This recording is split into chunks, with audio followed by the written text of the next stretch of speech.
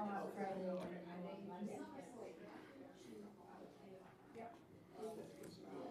Well, Friday and Monday, he's letting us how it's going.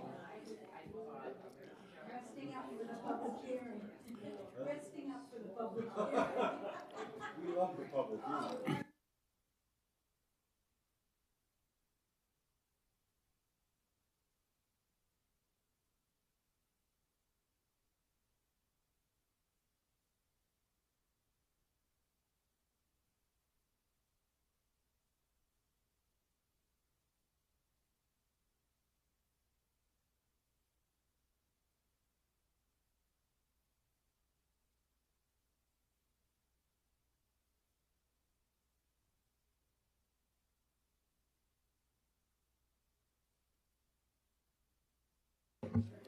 All right.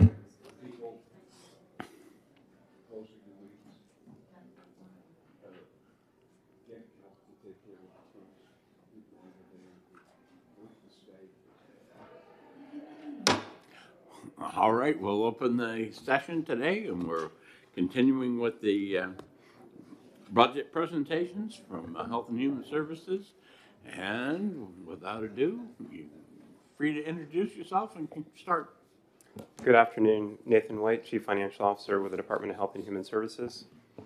And good afternoon, I'm Katya Fox. I'm the Director of the Division for Behavioral Health. And thank you for your time this afternoon.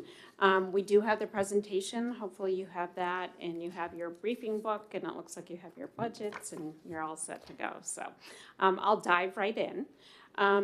We have our mission here, and you'll see it's about a cohesive system that looks at the whole person. This probably sounds really familiar to some of the other divisions and what our missions are. So we are looking to empower people, family, and community, and reducing stigma while facilitating rapid access to a coordinated, high-quality array of localized services and supports. On the next page is our organizational chart, and typically I would skim right over this, but for our purposes this afternoon, I want to focus on it because we've had an addition since January to our division. And so we have, since 2016, we were created, we have the Bureau for Children's Behavioral Health, the Bureau of Drug and Alcohol Services, a policy section which works very closely across the department, as well as especially with Medicaid. We have the Bureau of Mental Health Services, which addresses the adult population. And then our most recent acquisition, is the way I reference it, is the Bureau of Homeless Services. There was considerable overlap and discussion over the years about how housing is such a critical component for the population that we serve in the division, and so it made sense for us to move that particular bureau into our organization. In your budgets, I believe that they're budgeted when we submitted the budget back last summer. They still were in economic stability. And so I believe the pages that you're going to see in the budget will be reflected there. However, my presentation will be inclusive of the Bureau. So first up, Bureau of Drug and Alcohol Services. This is the federal government designated single state authority to look at reducing alcohol and other drug issues and increasing the opportunity for citizens to achieve health and independence. We have our key drivers, and our key drivers are the Governor's Commission on Alcohol and Other Drugs Action Plan, which they just re-upped for another 3 years, so it's more recent. And then I think all of you are familiar with our State Opioid Response Program, which is the federal grant program that we've been overseeing for several years. So the Bureau oversees and provides guidance, technical assistance, training, and monitoring across the spectrum, including for prevention, intervention, treatment, and recovery services. So moving on from there, the Bureau of Children's Behavioral Health, which is responsible for developing and implementing a cost-effective system of care to meet the behavioral health needs of youth from early, again, you're going to hear this repeated, but early prevention, screening, and access all the way through the continuum to the acute setting, which we'll be talking about a little bit later today. The key drivers for this are the Children's System of Care Statute, which is 135F, the 10-year Mental Health Plan, the Families First Prevention Services Act, and Juvenile Justice Transformation, which again, you'll hear about later this afternoon under the DCYF presentation. So the programs that are in this particular bureau include the Rapid Response Access Point, which is the centralized call center with the statewide mobile crisis services. We have the Fast Forward High Fidelity Wraparound Services, Transitional Residential Enhanced Care Coordination, and our residential treatment programs. Moving on to Mental Health Services Bureau, which is the adult population. Again, we provide that guidance, training, and monitoring for providers statewide, which includes our 10 community mental health centers, and specifically looking at the full continuum of services for the state-eligible adults who have a severe mental illness and co-occurring substance use disorder. Key drivers, again, that 10-year mental health plan. The Community Mental Health Agreement, that is a settlement, a court settlement, also known as Amanda D, which has driven a lot of our programming. And that programming, again, includes the access point as referenced under the Children's Bureau with statewide mobile crisis. It includes crisis beds, step up, step down beds. That's a program that we have.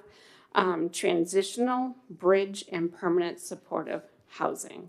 And I know we're going to talk a little bit more about housing based on questions that came up yesterday. And then the last bureau is the Bureau of Homeless Services. It is as billed. It addresses the needs of individuals who are experiencing homelessness or housing instability and are at risk of homelessness, and it includes emergency shelter and supportive services. Key drivers, you'll see the state laws referenced as well as the federal regulations. And our programs that are include the HUD, Housing, Urban and Development, Federal Department funded permanent supportive housing, rapid rehousing, coordinated entry, street outreach, and homelessness prevention. And we have, which we'll talk about as well, the state-funded emergency shelters and housing stabilization program. You probably want me to go on, and then you'll have your questions, I'm sure, after I go through. The next page They're is... not usually shy, so. Yeah.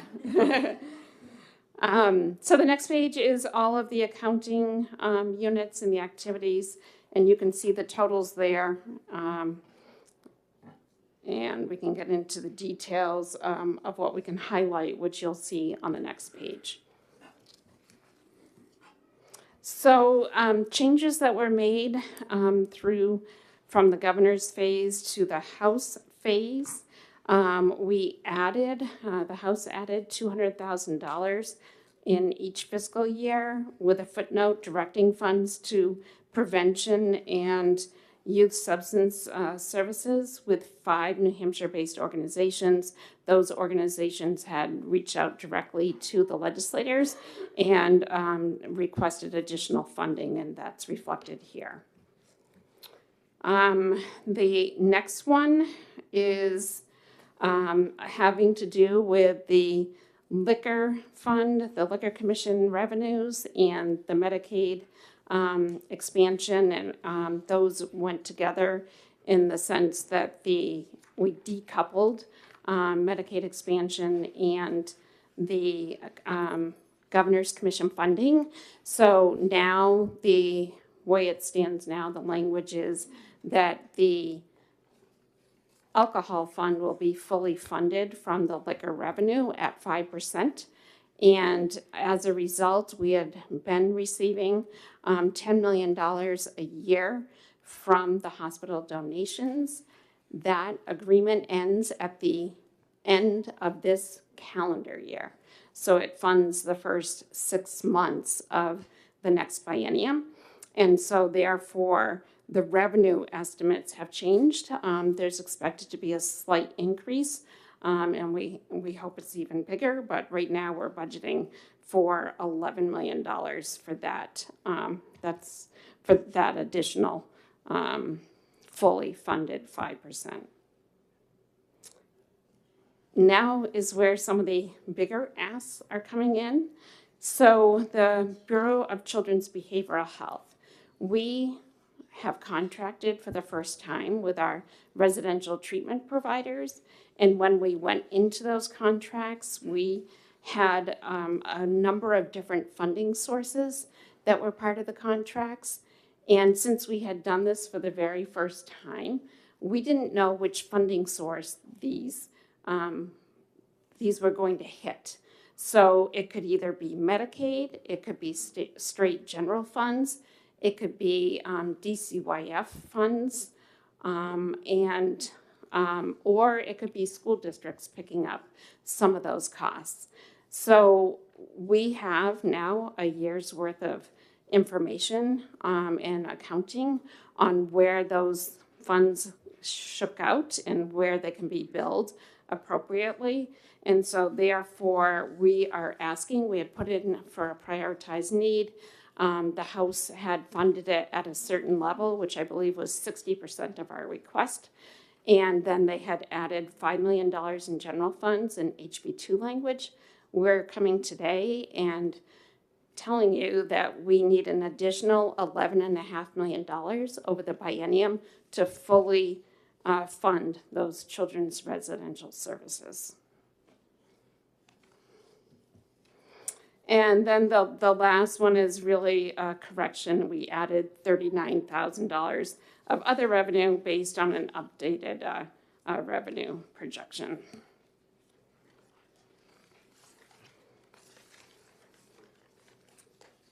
So getting, again, back to the areas for your consideration on the page 10.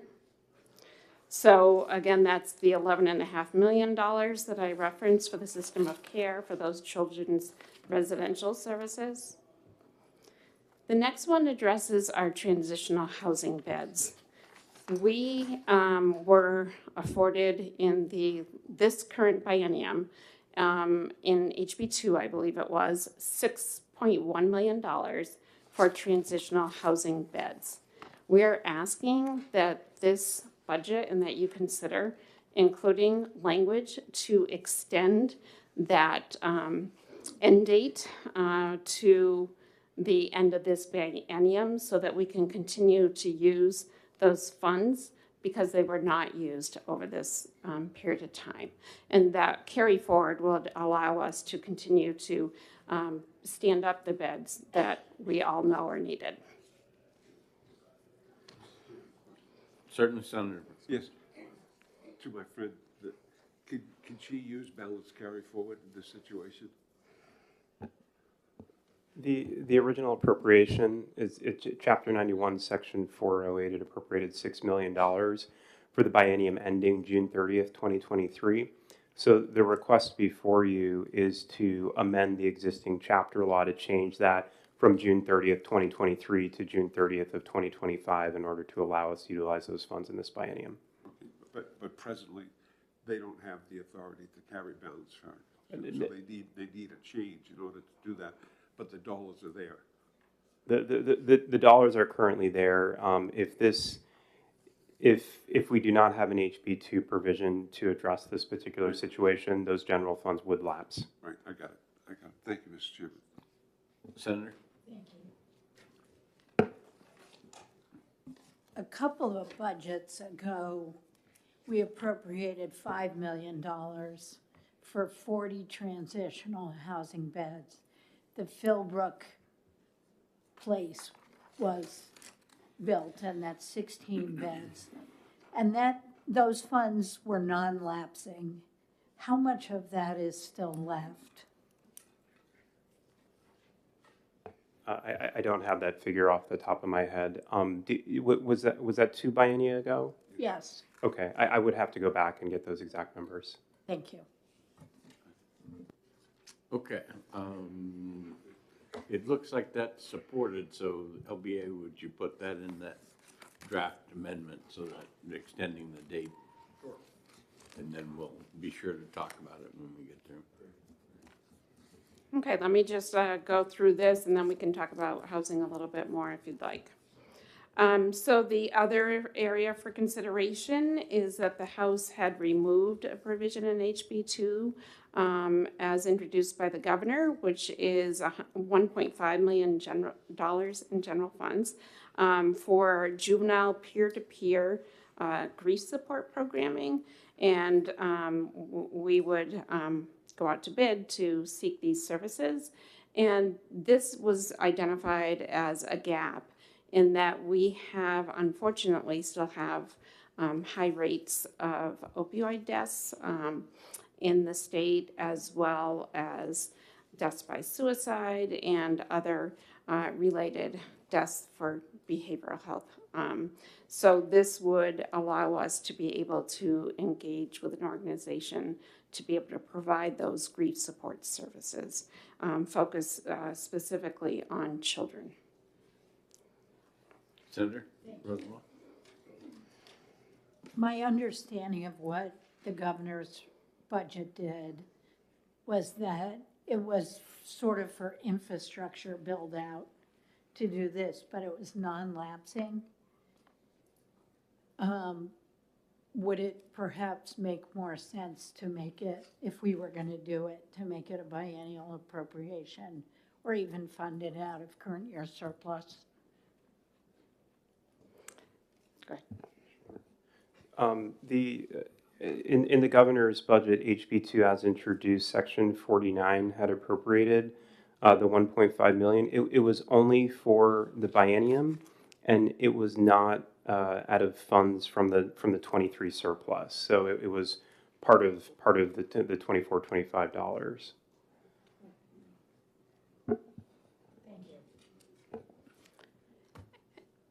And then the last one on this page is really looking at what is included in SB 231, specifically to shelters.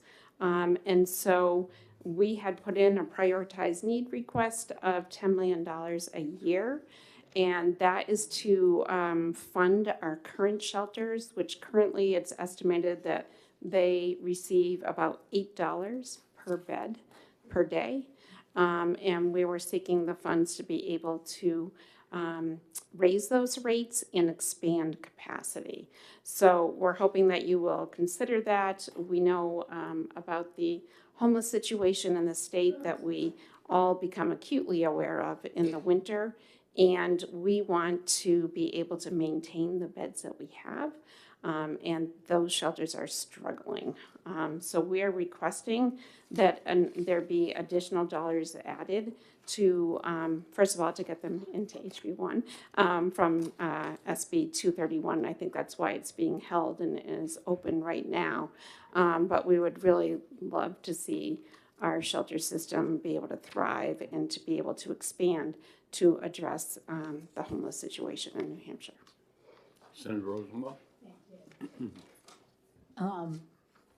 My understanding of the budget as presented to us is that it continues the inadvertent reduction in homeless services of $800,000 a year.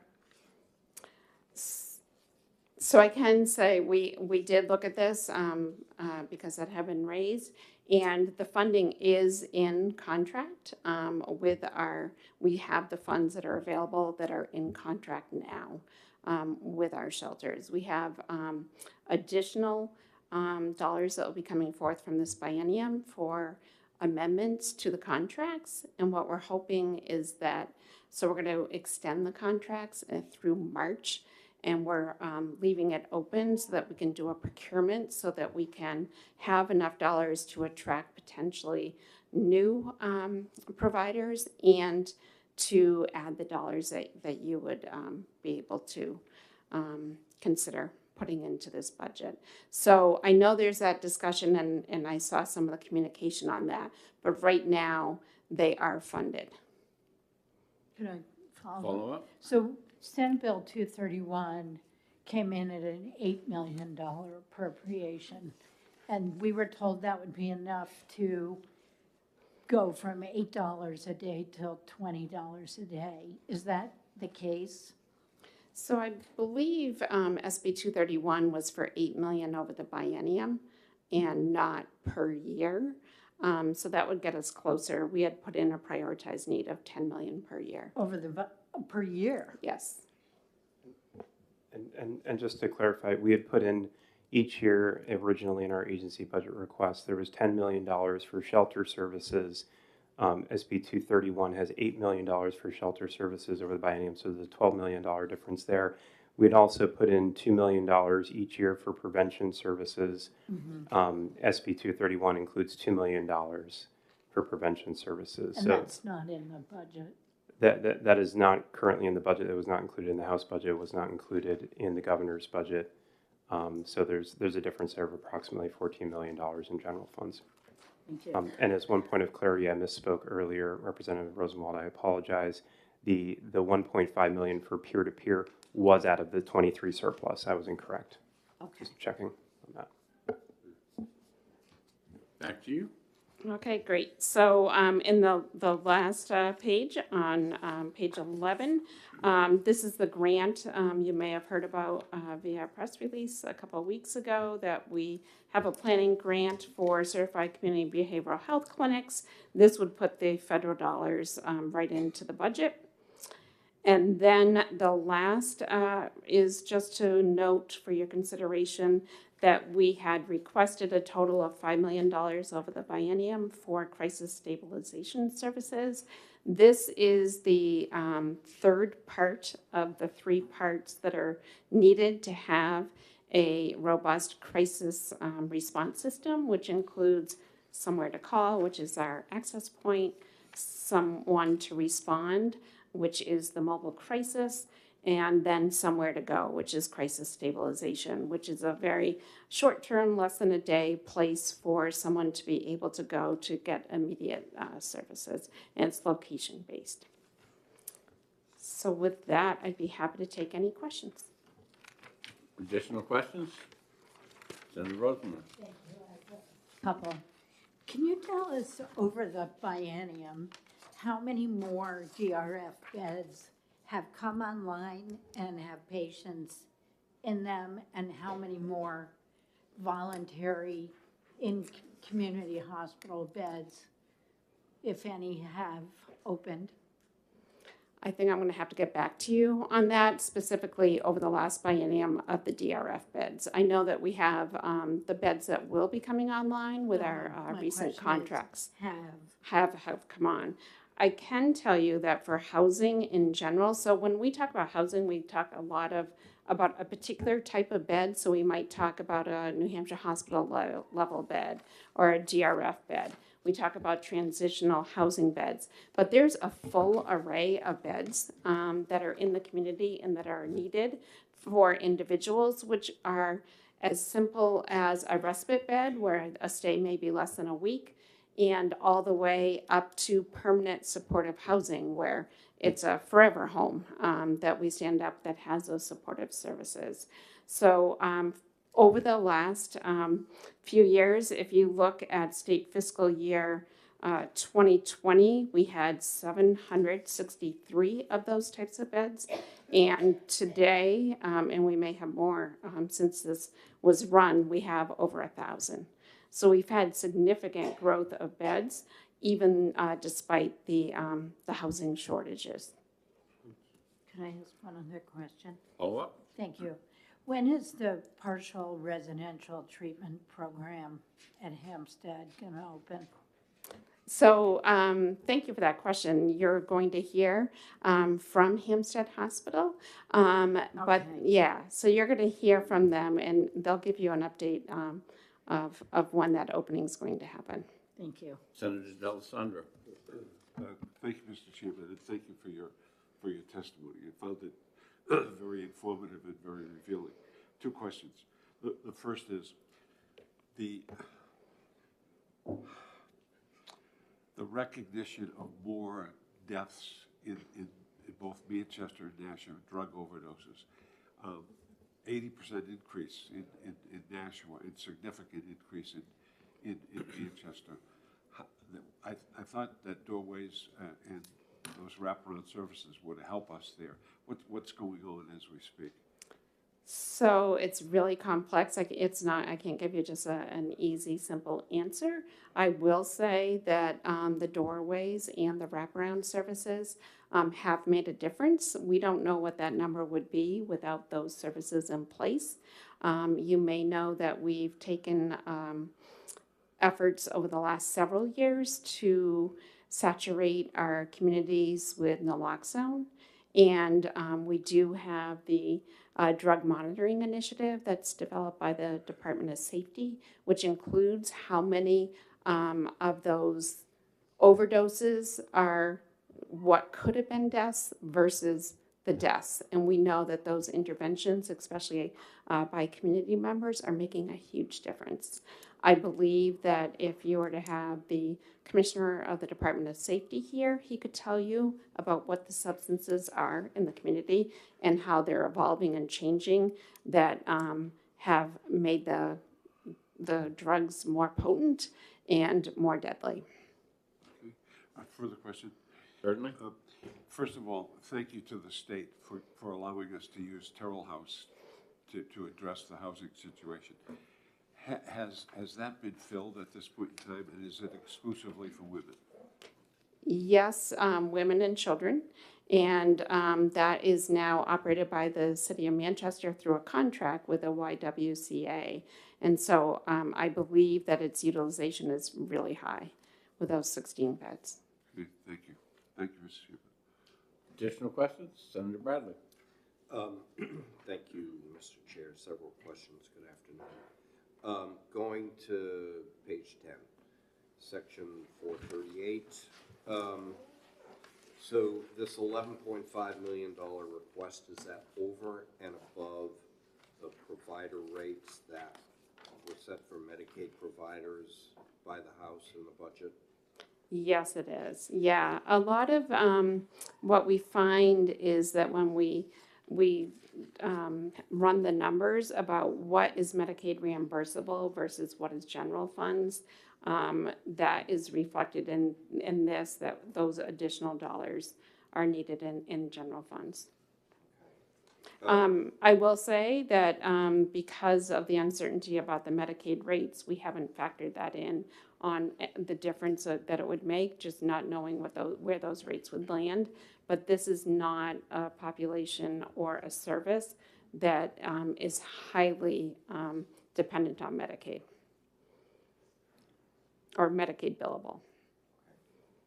The next one, the transitional housing.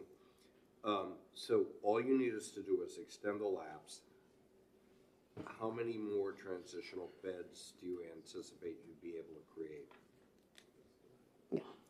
So we have, so there are a couple of things that I could say about this. First of all, I will note that we did ask that the language be opened up so it could address additional types of housing, because this was specific to transitional housing.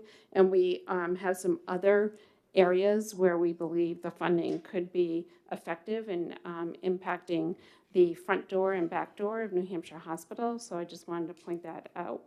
How many more beds do we need? That is a $1 million question, because we know we don't have enough. We know we don't have enough. We asked the community mental health centers signed on to contracts to add 60 beds. If you remember, it's 6 additional beds in each of the regions, the 10 regions. Of those, it has taken this long to get 23 up and running and operating. The rest are in the works. We expect to have 48 by the end of the year. So at what point do we think we have enough? We know it's not now. So additional dollars, if they could be flexible enough not to be pigeonholed into transitional housing, but could be across the housing array, which includes peer support beds, which are the step up, step down, as well as the respite beds, it would be very much welcomed. And I think coupled with the Medicaid rate increases, the workforce issue would hopefully improve, so that not only would we have the housing stock available, but we would also have the staff to run it. Additional questions? I think I'm okay right now. Okay. Senator D'Alessandro. Thank you, Mr. Chairman. Well, just to follow up with Senator Bradley's question, we were able to create within our system 16 transitional beds when we took Philbrook.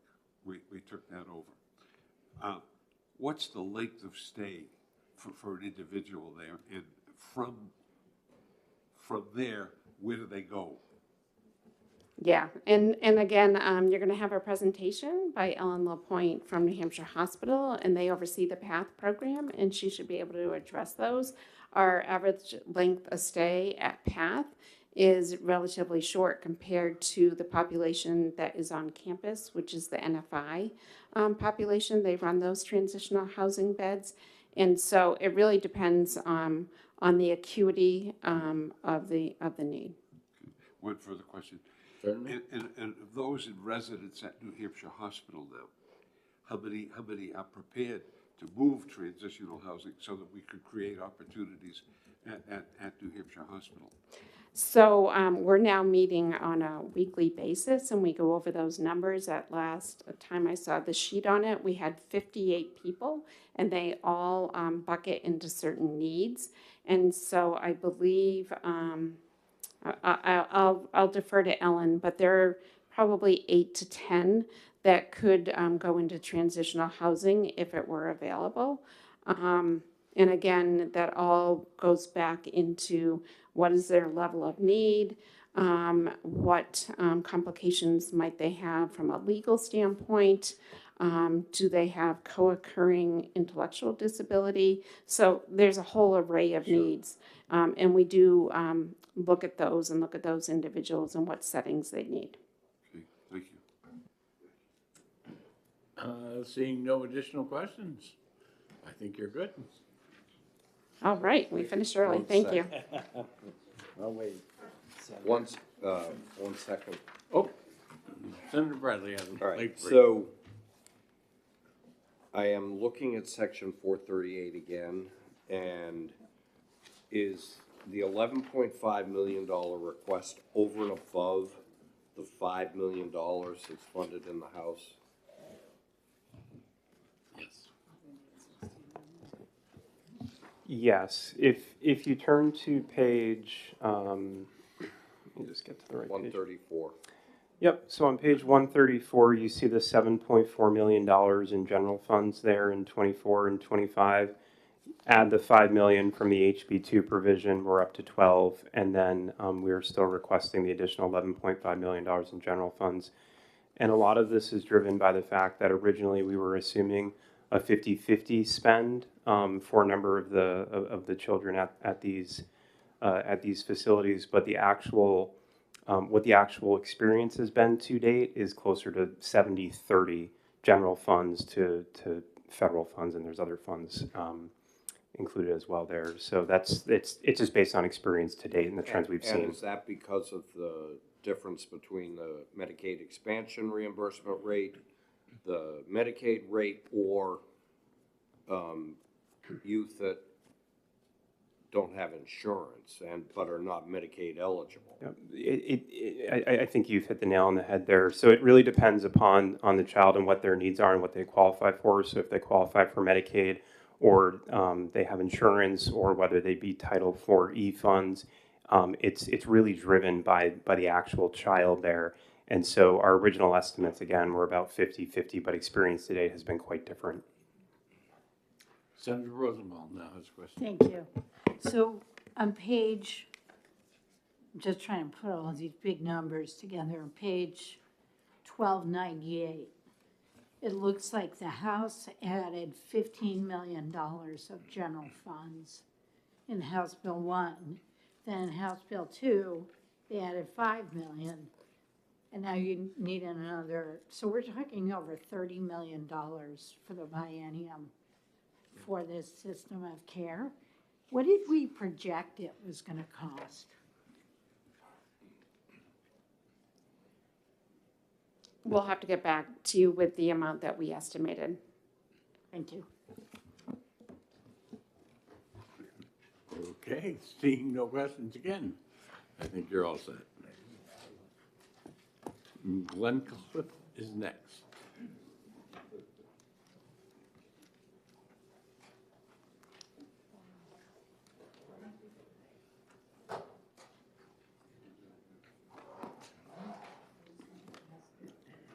As soon as I get the presentations passed out, we'll start.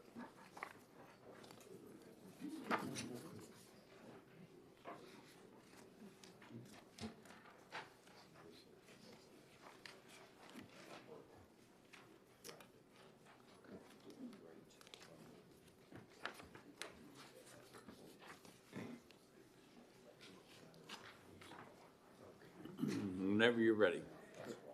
All right, thank you for having me. My name is Louis Todd Bickford. I'm the executive director from Glencliff Home. I've been there for 22 years, so hopefully I'll be able to answer any questions that you guys have. Our mission is to, as you see in your slide deck, to strive to provide a continuum of service to New Hampshire's developmentally disabled and/or mentally ill population in a home-like atmosphere with an emphasis on independence, dignity, and acceptance. Our services are a lot more straightforward than the Koch's team. The next slide just shows where we fall in New Hampshire, the Department of Health and Human Services. We report now directly to the hospital. My supervisor is Ellen LaPointe, who's behind us. And then our management team. The next slide, again, just kind of talks about what we do. We are a nursing home first, but we do specialize in serving people with mental illness and developmental disabilities. And again, trying to treat them with as much independence, dignity, acceptance, and when possible, return to the community. We have 169 full-time positions. I shouldn't say employees because a lot of those are vacant as part of our concerns. And then we also provide services through additional contract providers such as a dentist, registered dietitian, podiatrist, and those type of services. The next slide shows our budget orgs. The first org, professional care, is our clinical care, so that's nurses, LNAs, it's also activities, medical records, and those type of services, so that's obviously our largest funded area. Next org is custodial care, which is our laundry, housekeeping, and dietary. And then we move down to maintenance, which I do like to point out here that, that's a significant money for maintenance, but remind folks that haven't been to see us, we are completely off the grid. So we provide all our own potable water, sewage. We produce all our own electricity. We produce all our own heat using biomass. And actually today, I'm very excited that one of the capital projects we're finishing is doubling the size of our hydro wheel. We have a hydro wheel that produces currently about 35% of our electrical need, and if things go well today, it'll be up to about 70-75% of our electrical need for most of the year. So we're hoping to reduce our reliance on fossil fuels for that way. And then last is administration, which is our smallest org. The next slide is the real reason I'm here for your consideration. We are currently experiencing a lower census than normal, which affects our revenue, so we are looking for a 1.1 million consideration to help us with that loss in revenue. And the reason our census is low, hence our revenue is low, is staffing. We currently are about 45% vacancy rate for nurses and about a 40% vacancy rate for LNAs. Questions? And I think that's it. Glad to take any questions. Senator Rosenbaum. Thank you. Does the rate increase in House Bill 2 help mitigate any of this $1.1 million revenue loss? It will, but I don't know the number off the top of my head.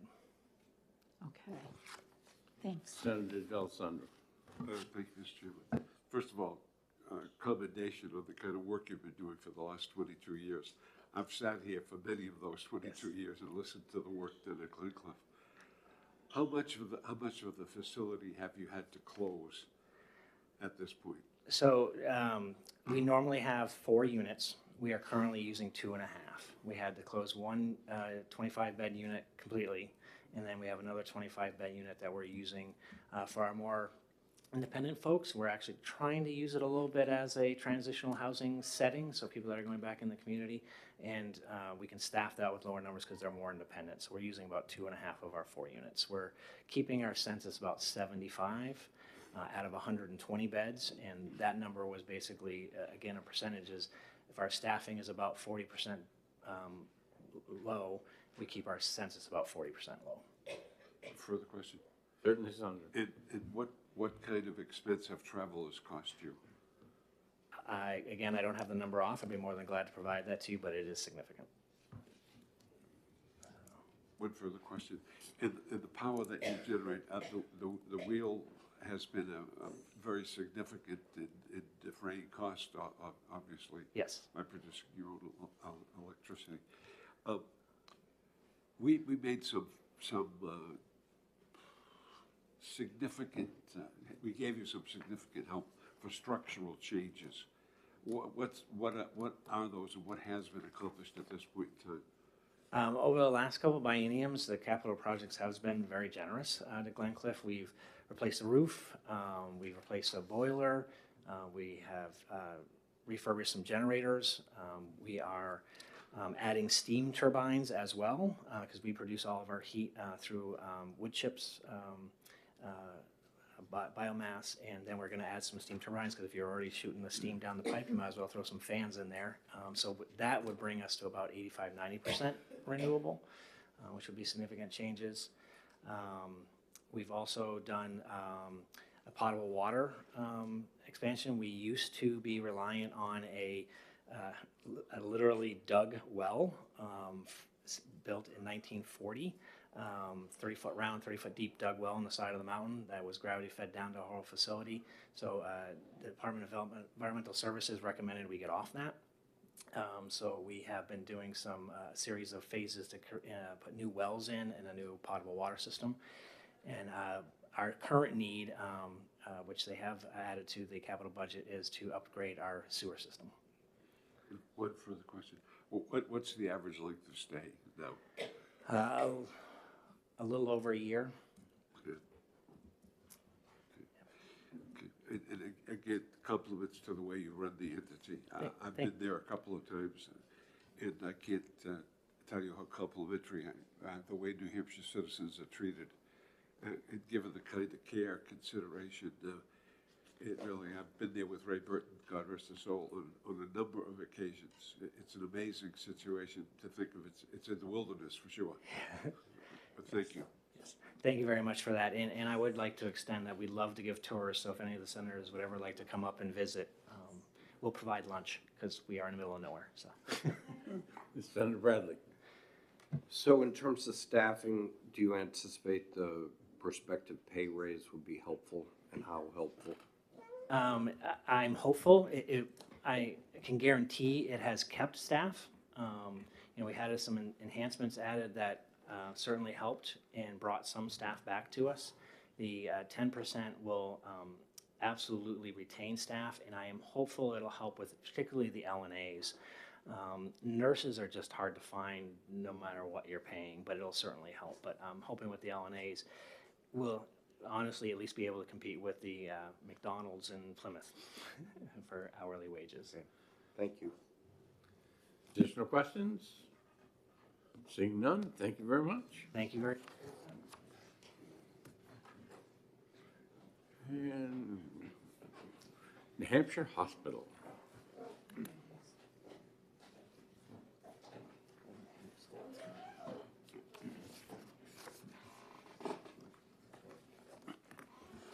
Hello, We're gonna excuse me. Wait until the presentations get handed out, and we'll let you start.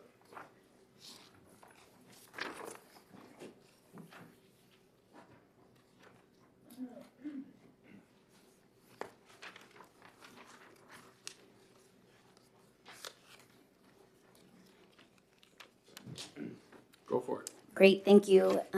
Thank you. Good afternoon. I'm Ellen Lapointe. I'm the CEO at New Hampshire Hospital. And as Todd mentioned, I also oversee Glencliff as well as the PATH program at the Philbrook building. Thank you to Todd and his team for their presentation just a minute ago. And what I'm going to be speaking to you about is New Hampshire Hospital as well as the PATH program. So similar to Todd's presentation, you can see the mission for New Hampshire Hospital to provide care and compassion for citizens with severe and persistent mental illness whom require inpatient psychiatric care. The next slide, you can see New Hampshire Hospital organization chart. My position reports directly to the commissioner, and then you can see underneath me my direct reports. The next slide is the organizational chart for the PATH program, which is the Philbrook Adult Transitional Housing Program that Senator D'Alessandro asked about a moment ago. And the director of that PATH program reports up to me, and then you can see her direct reports underneath. In terms of New Hampshire Hospital, just a couple of bullet points to share with you. We provide geriatric, forensic, and adult inpatient psychiatry. We can care for medical comorbidity conditions. We, again, a couple high points. We have some renovation on our ENF units that will be starting here in the next several days. And we anticipate that it to be completed by the end of this calendar year, approximately in the November timeframe. The intention of the completion of this project will hopefully allow us to return to capacity that we were able to obtain in 2022. Our current capacity at New Hampshire Hospital due to staffing constraints is approximately 154. However, we have maximum capacity to closer to 185 to 187, depending on the mix of private and semi-private rooms. Of course, not only the renovations have to take place, but we're working very hard on our recruitment for staffing so that we are hopefully able to open those units once they're fully renovated. Just to add a bit more complexity to that issue, the ENF renovation project was delayed a bit because back in February when we had that significantly cold weather, we did have a sprinkler head burst, and it impacted, thankfully, the unoccupied units of ENF. So no patients were located on those units when that occurred. However, some of the environmental impact of that scenario was out of scope of the ENF renovation. So there was back offices that were and a stairwell that was impacted, which we've also contracted to repair those areas. And then the in-scope areas will be addressed via the ENF renovation project. So two halves to a whole, again, with our intent to be able to occupy those units by the end of the year. Now just to talk a minute about PATH. So PATH serves as an active discharge location for patients from New Hampshire Hospital whom are stable and in the need of safe and affordable housing. It's a 16-bed transitional housing facility. It's located in the Philbrook building. They occupy a portion of it, and that building is shared with additional New Hampshire Hospital staff that are the finance, revenue management, information technology, and health information staff members. So all staff members that are crucial to the day-to-day services at New Hampshire Hospital, but don't necessarily have to be located on site in the hospital.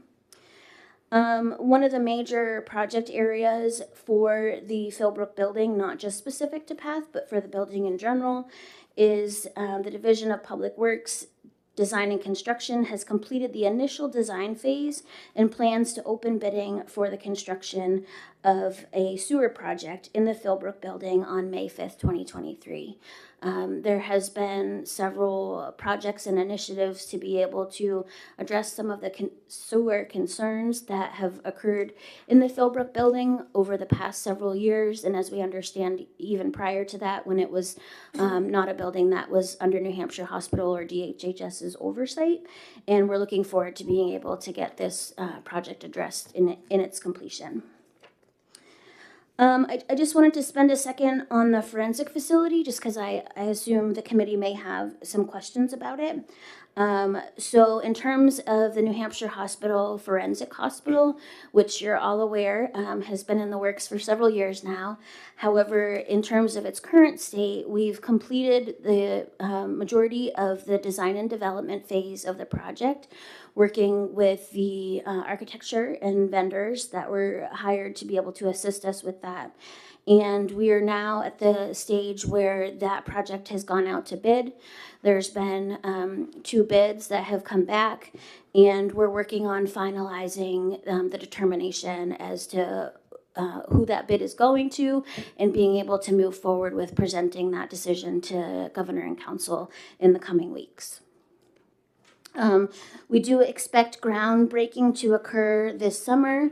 The construction is expected to take approximately 2 years, and the completion is expected in the second half of the calendar year of 2025. This time frame was a bit longer than originally anticipated for that construction. However, when they did site assessment, they determined that the foundation needs to address the environment that has a bit of water. So they need to make sure that the foundation is solid enough around some of those areas that will be impacted, as well as taking into consideration the fact that New Hampshire Hospital needs to maintain its current patient capacity that can't be disrupted throughout the construction of the project. So in order for them to do some of that foundational work, they might have been able to take a faster approach to that had we not been occupied. However, where we need to maintain that occupancy, it's going to take a little bit more time. Then when you add on the aftermath of the current state in terms of COVID, it's going to take a little bit more time to have some materials readily available than originally anticipated. However, it is expected that our first patient will be coming to us in the summer of the calendar year of 2026.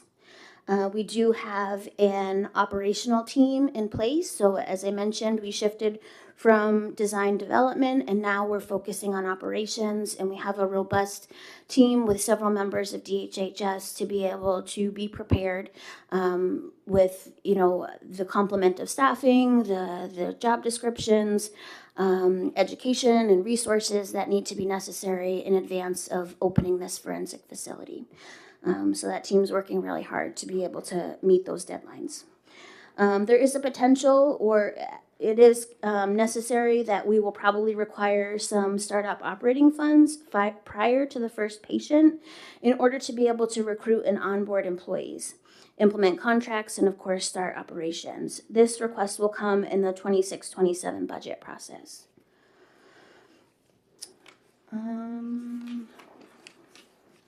And with that,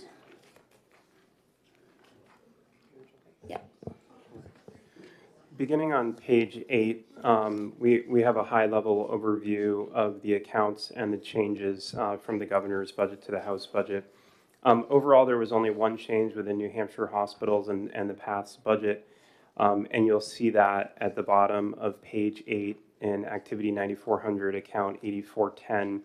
There was $150,000 added for PPE costs. These are costs that the department has been able to cover through some emergency pandemic funds. A request was made during the House phase, and that request was accepted, and $150,000 of general funds were added in each year. On page 9, you will see under the House changes at the bottom, $200,000 originally. This was submitted as a prioritized need. The governor funded it with an HB2. The House was consistent with that. And this is to replace 2 of the vehicles that will no longer pass inspection, as well as some hospital equipment.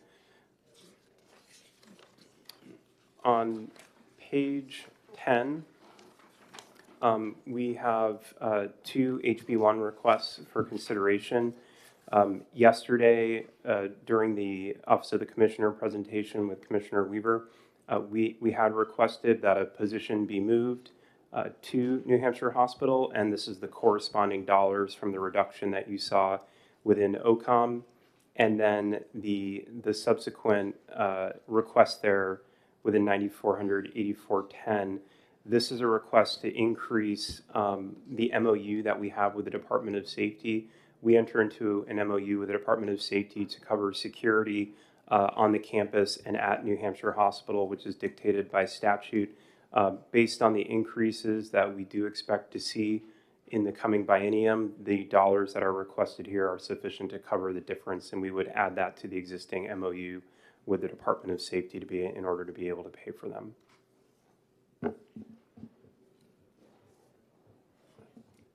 Questions? Senator Bradley. So I'll ask the same question I asked the commissioner yesterday.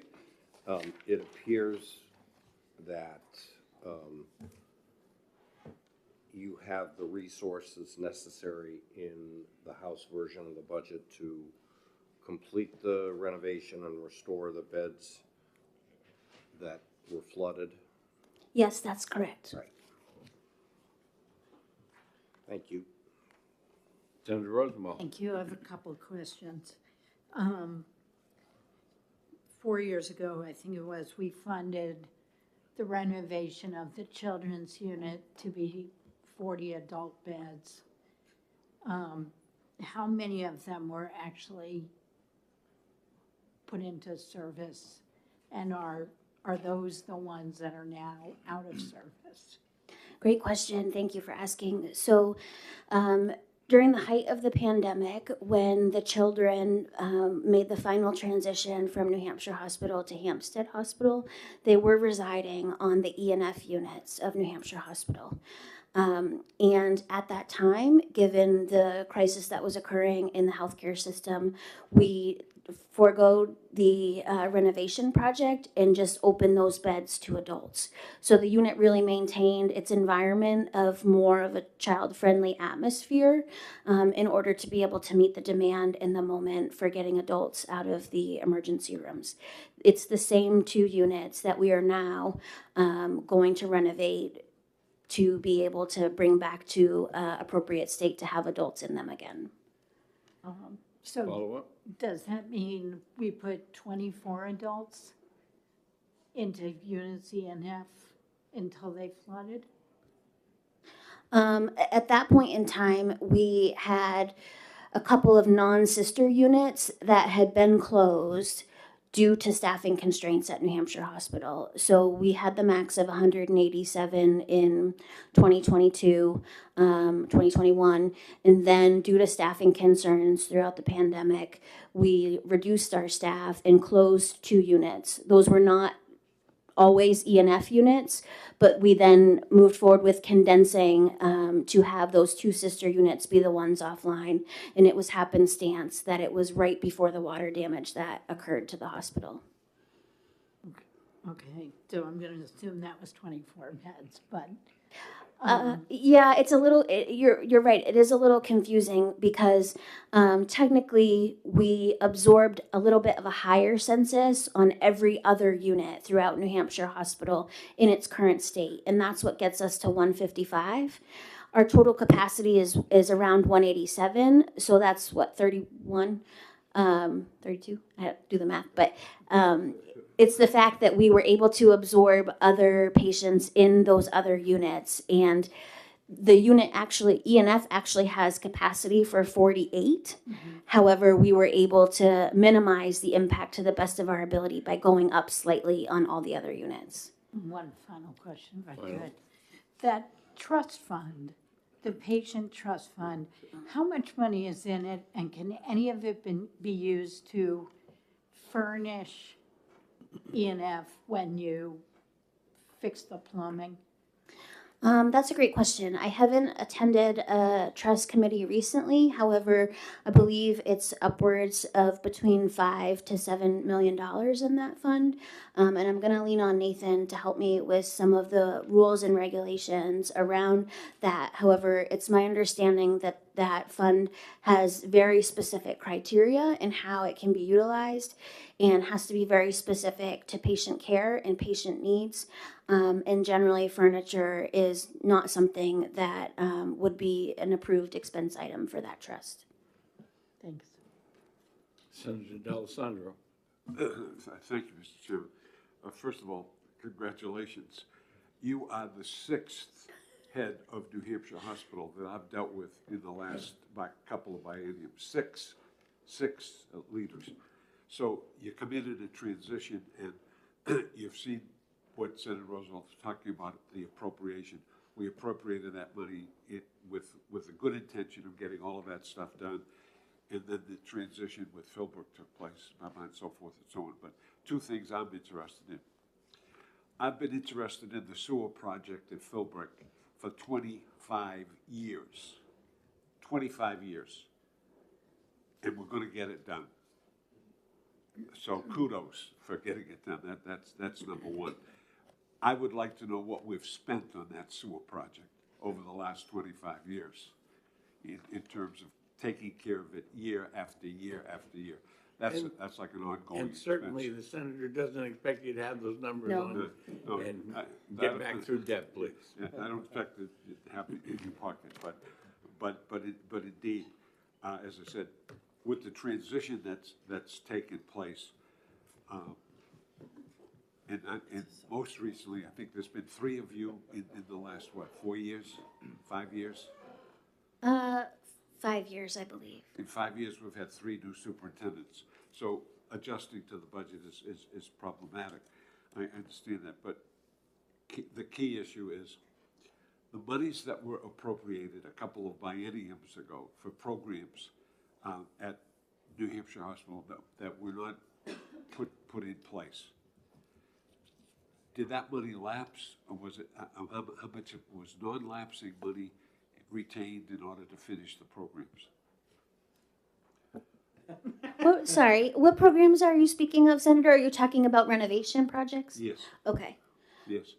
There were 2 renovation projects that we appropriated significant funds to. So we might have to get back to you with further information to ensure we're fully addressing your question. However, I do know that it was, as you mentioned, quite a while back where the original request for the E&F renovation occurred, and then we subsequently did request renovation of units, sister units C and D. We did end up having to ask to reallocate the C and D renovation funding to make the forensic hospital project whole with increase in expenses as it related to the bid for construction. Senator, possibly maybe the administration department can help you go back and look at their records for the Admin buildings. services. And then they can help you formulate your question, which we can forward on. Okay, great, thank you. Just one last question. How many travelers are we using at New Hampshire Hospital? Last I knew, I think we had approximately, traveling staff as a percentage makes up about 45% of the RN staffing at New Hampshire Hospital currently. I don't know what that equates to offhand as far as individual nurses. However, I think it's around 20 or so individuals.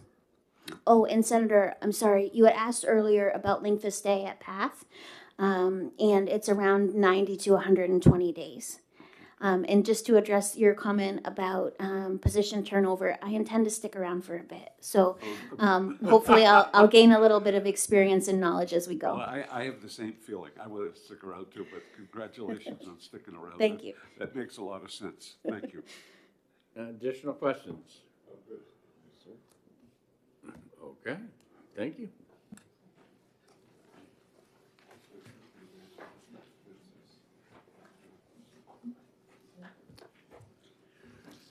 Hempstead is up next.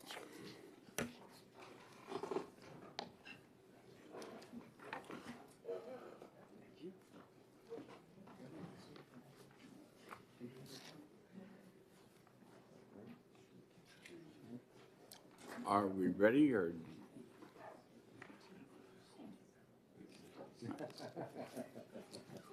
I was having that same thought. I think it was 1912. I know. It happens when So you're he not doesn't. looking.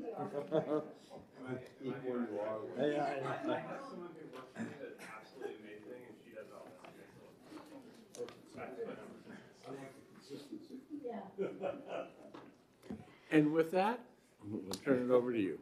Good afternoon. I'm Kathleen Collins. I'm the CEO of Hampstead Hospital and Residential Treatment Facility. Thank you for having us today. A little bit about Hampstead Hospital.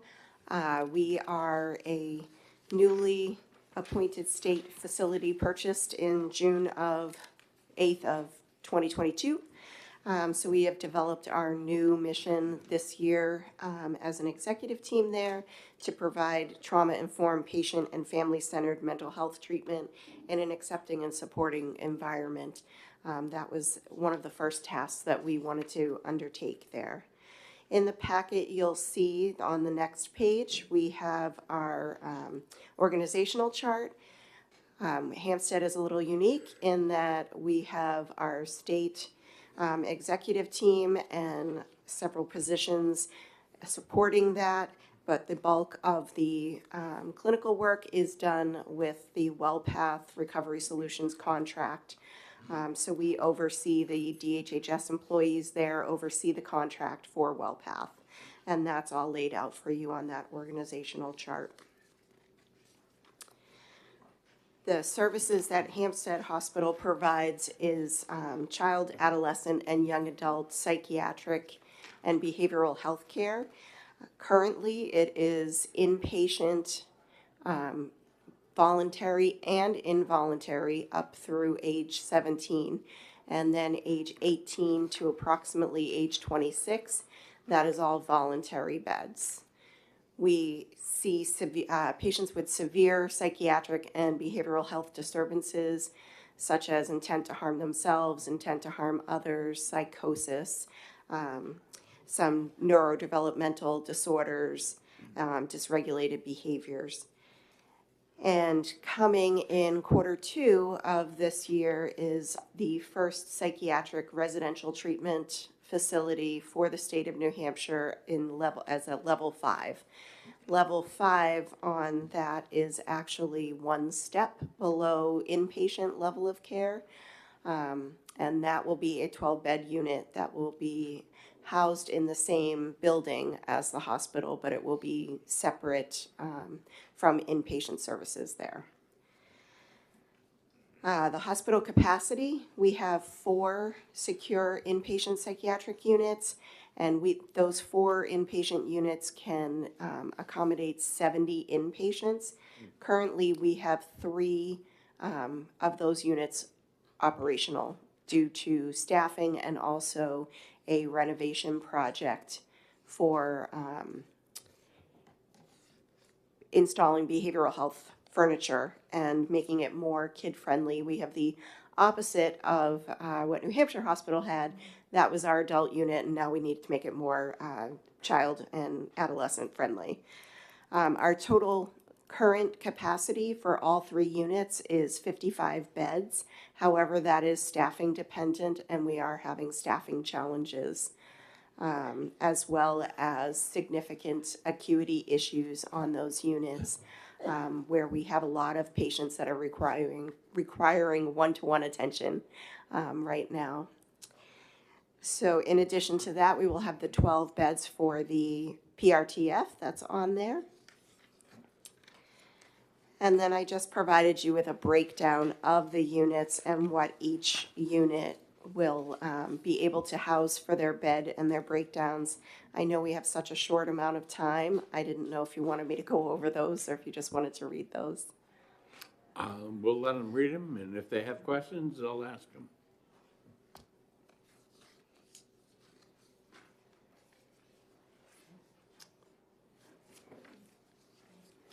Senator Bertzel. Thank you for coming in, and I want to say I was there on Friday for the tour, and you guys did a great job. Thank you. Oh, thank you. It was our pleasure. The question I have is on your new unit that's going to be opening up in May. When you say it's for a level 5, what is the difference between a level 5 inpatient and this level 5? So there isn't a level for inpatient, so to speak. It's technically would be a level 6 if there was a number to it for inpatient level of care. But level 5 is that one step below. It's secure, it's staff secured, and it provides increased treatment. Each level that you step down in the residential care settings, there are less and less restrictions, so to speak, and more freedoms and community-based things, working all the way down into the community-based treatment model, which would be a level 1. Follow-up? What constitutes a level 6, if it were to be? That would be inpatient level of care, that they cannot be maintained without 24-hour nursing and medical oversight. And your level 5 will not be able to do that type of care. Correct. Okay. Yep. Thank you. Senator Ennis. Thank you, Mr. Chair.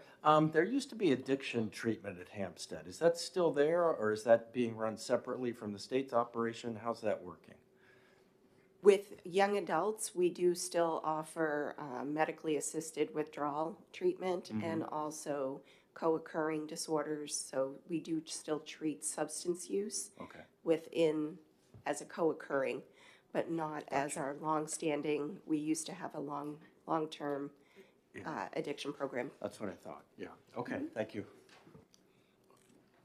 Senator Rosenwald. Thank you. I have 2 questions, if I could.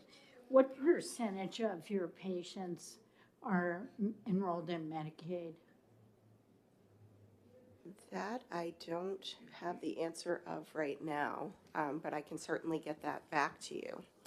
The reason I asked is I'm thinking that the rate increases would be helpful. But my second question is about the 21 conversion of positions.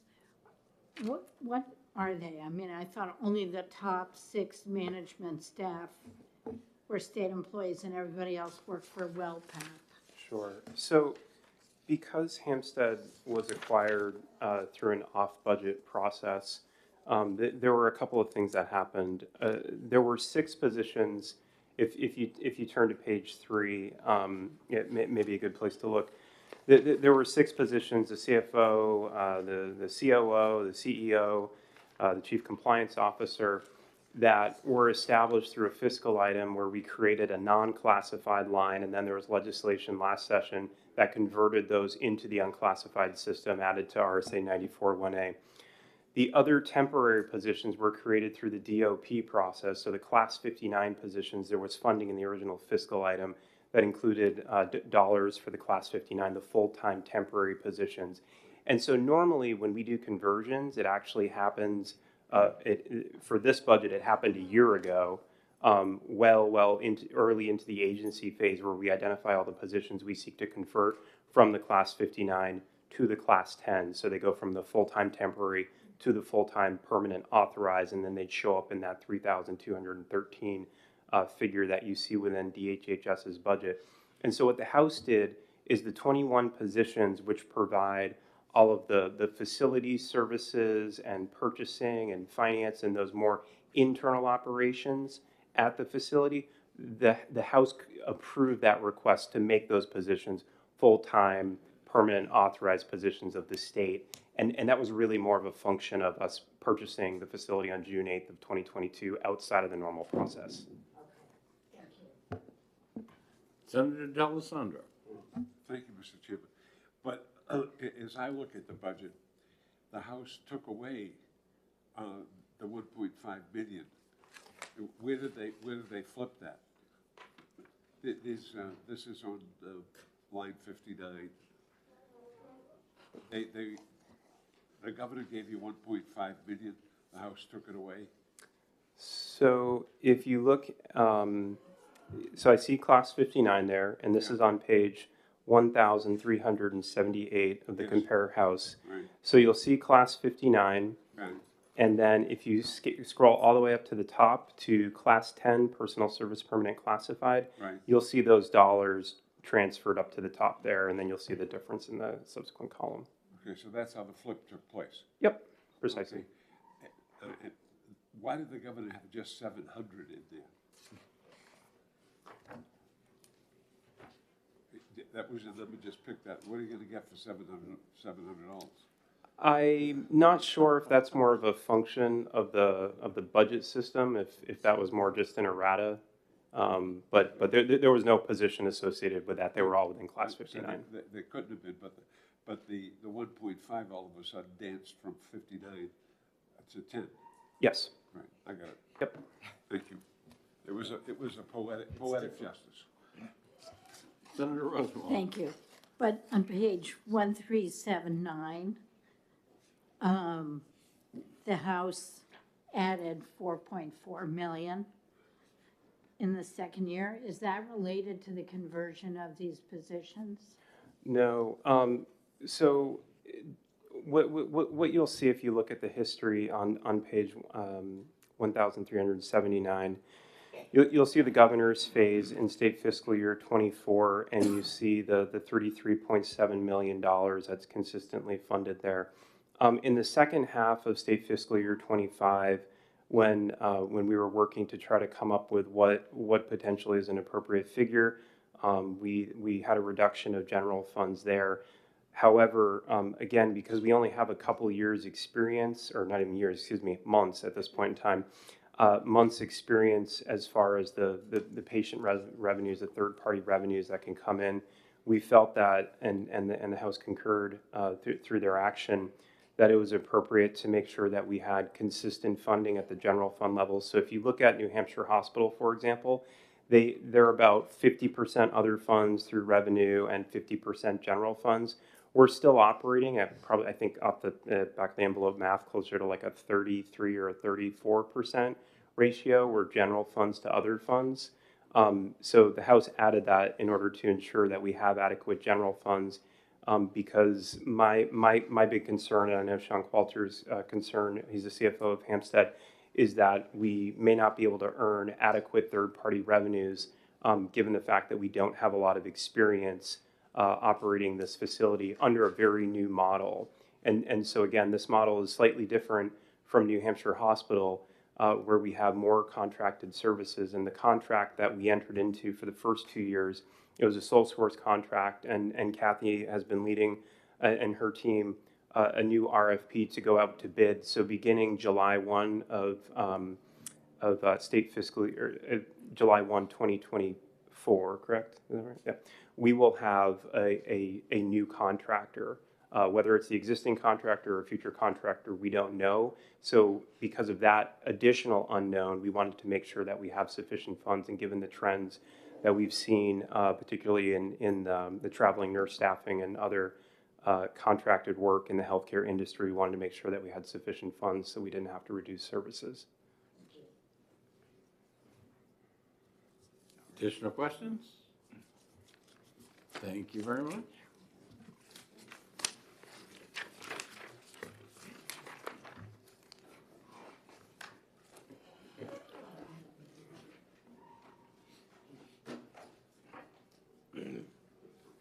Long-term supports and services.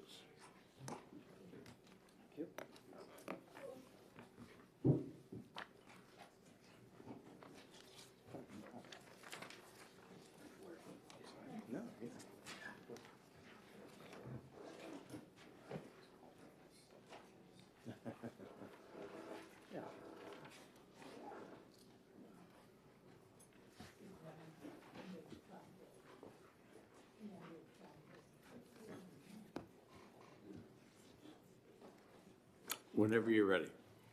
Great, thank you. Good afternoon. My name's Melissa Hardy, and I am the Division Director for Long-Term Supports and Services. Thanks for having me this afternoon.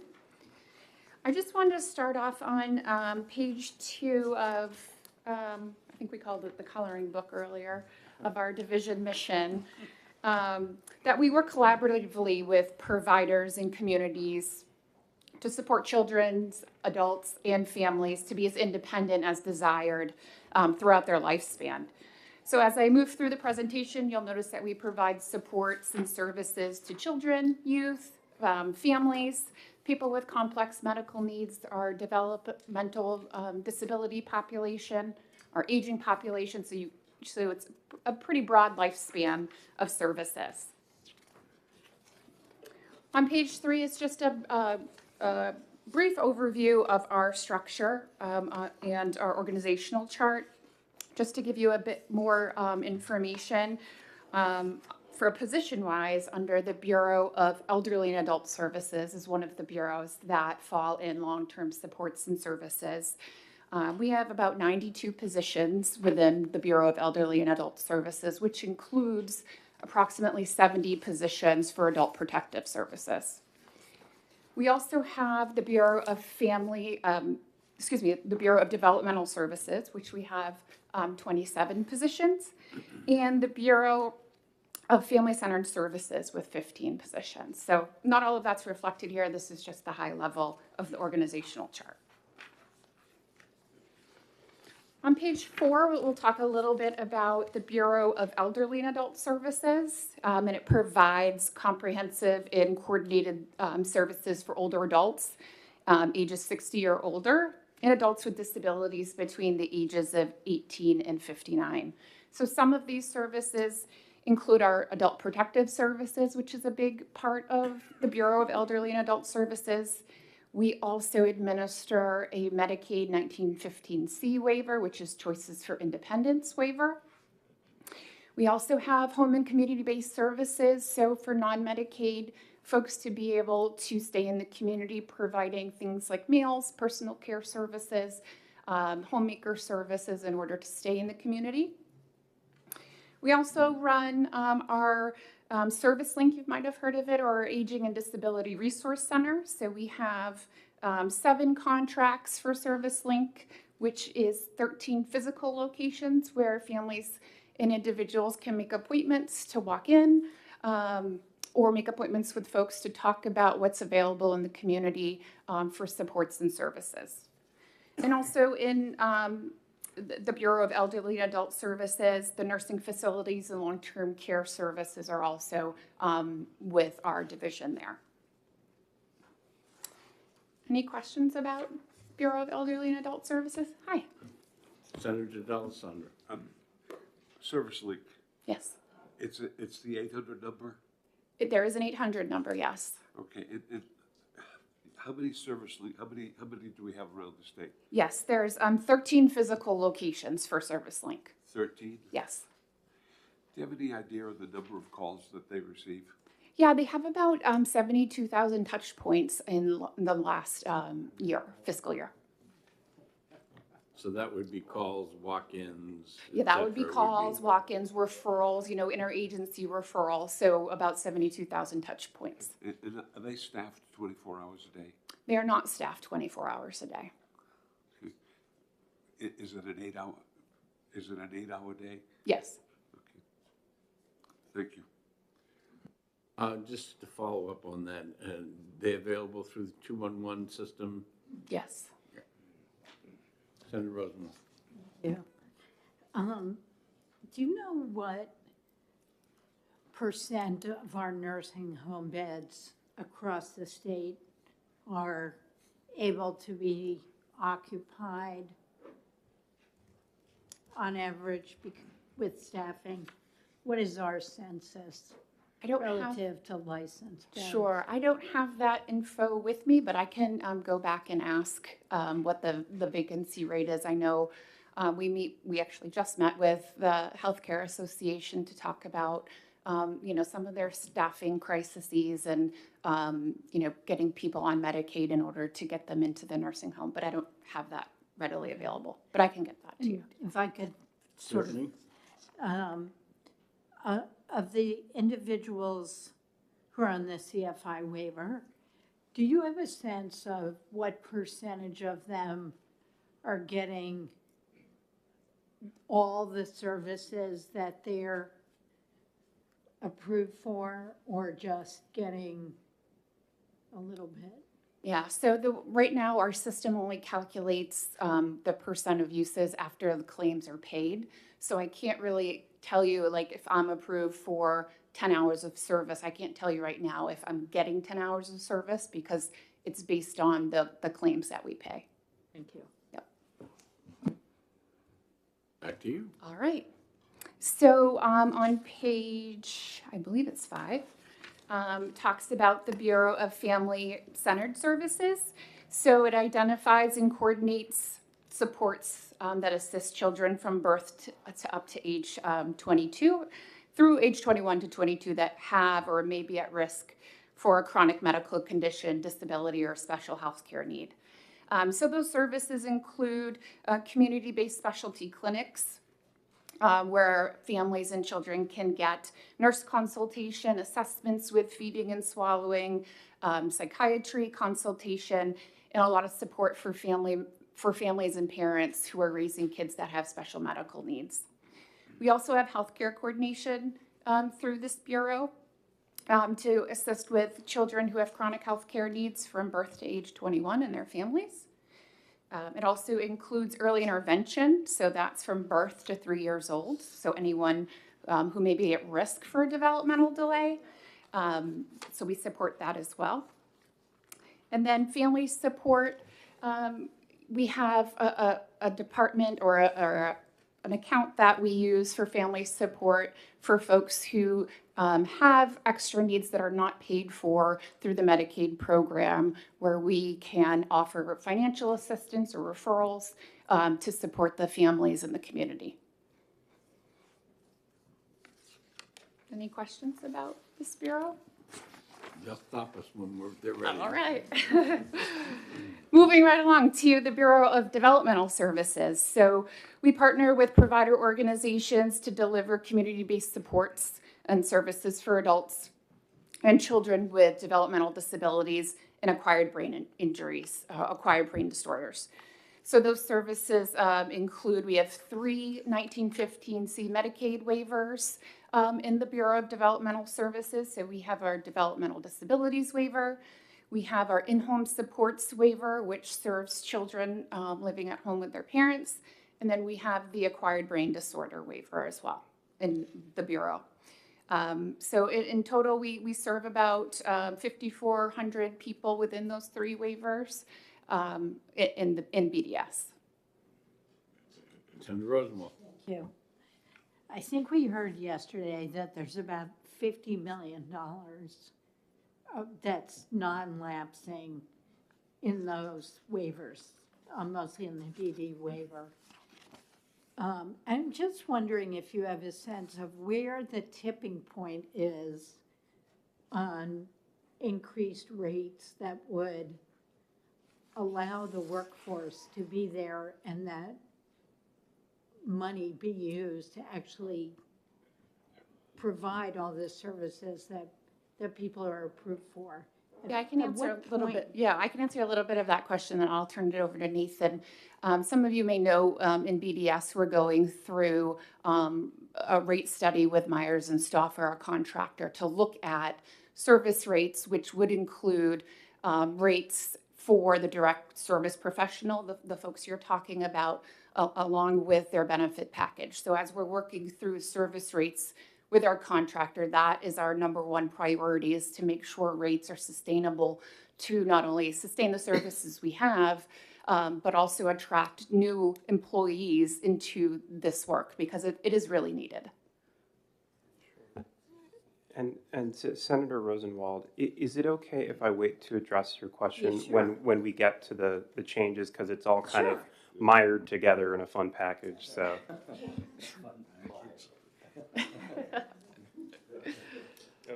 Actually, are we at the numbers? Oh, okay, I guess we're at the numbers. Excellent.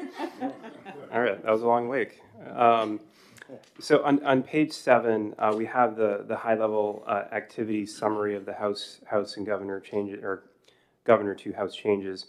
The first major change that you're going to see there is in activity 48-2010. That's relative to the county cap, and I'll address that on page 8. And then the second major change that you see there is included in activity 9,310.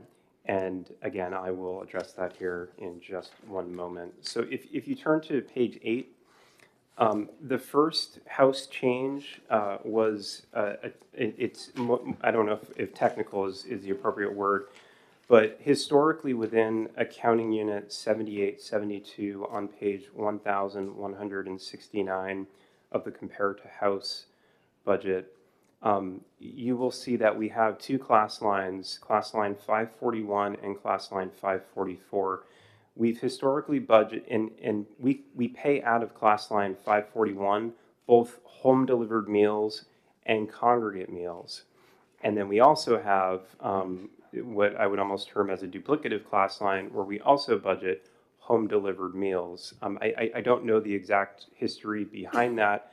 What we had asked the House and what they had approved was to combine those class lines into a single class line for home delivered and congregate meals, and it would be budgeted out of that as currently amended by the House. The second change is the modification to the county cap. The House, they decreased the other revenue by approximately $5.3 million and $13.1 million in each year of the biennium and increased general funds in equivalent amounts.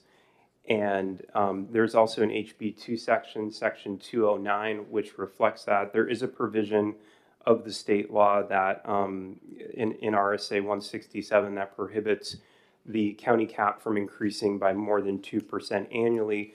The figures that you see included in the House budget keeps the current state fiscal year 23 rate consistent in 24 and 25. So there is no increase based on the current version of the budget as amended by the House. I'm gonna skip down to the last bullet and then come back to the third bullet there. The last bullet, we added approximately $72,000 of federal funds during the House phase, and we were shifting these funds to support a position. And you'll see that within accounting unit 3674. And now finally coming to the your earlier question, Senator Rosenwald. One of the larger changes that we saw, and there's 3 accounting units that are affected by this, the largest being the DD account, which is accounting unit 7,100. It's on page 1,313. There's a corresponding HB2 provision that, let me back up. These 3 accounts within RSA 171, and we talked a little bit about this yesterday, the DD account, the acquired brain disorder account, and the IHS account, in-home support services, each are continually appropriated and non-lapsing. And so coming back to your question from earlier, back in January, February, when we were looking at this, we were thinking around a $50 million figure within the DED account. Now that's looking to be approximately $70 million that would lapse forward based on the most recent up-to-date data that we pulled this morning. What the House did is they took $25,000 from that lapse, and they, sorry, not from the lapse, it's not a lapse, from the balance, and they reduced the general fund, and this is in the DD account, and they reduced the general funds by $25 million. And they, within HB2, they indicated that that money would be considered restricted revenue. The technical issue that I've been informed by DAS, and Kevin and I spoke about some of the complexities about this yesterday, we're still looking into it, is that we can't actually earn agency income because the system, the accounting unit, defaults to general funds if you don't have any other revenue source identified.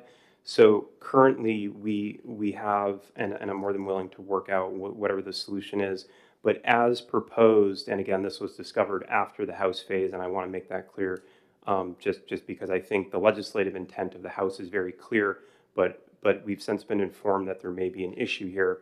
relative to executing this as proposed in HB1. And so on page 9, what we are requesting is, and I'm open to whatever solution is appropriate as you deem fit, is whether we could reduce the federal and other funds here within these 3 accounts.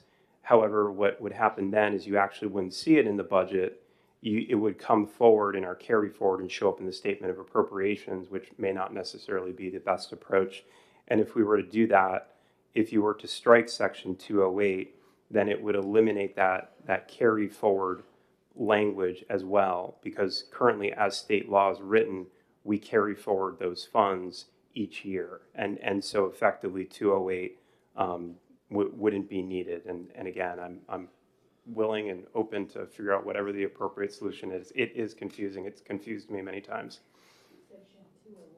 Section 208, correct. I totally did not understand that. I saw Senator Bradley keep notes, so.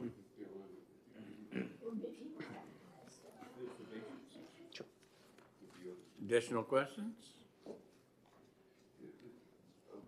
There are a couple of programs that used to be in adult care. One was foster grandparents, and the other one was home care, health care services. Now, we have suspended them at this point.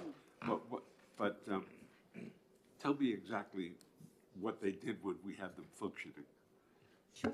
So for the foster grandparent program, it was a school and child care centered program, and it was funded through federal and in-kind matching grants and donations.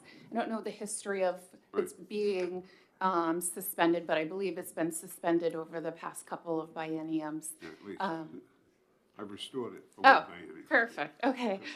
So maybe I can learn from you as to the history of that. I've tracked it for a number of years. Great. And so the state general funds for the program were suspended, I believe, in 2011 for the biennium that was ended in 2013. It was in 20 and 21, it was funded, and the repeal language was submitted administratively. So that funding of that program was suspended.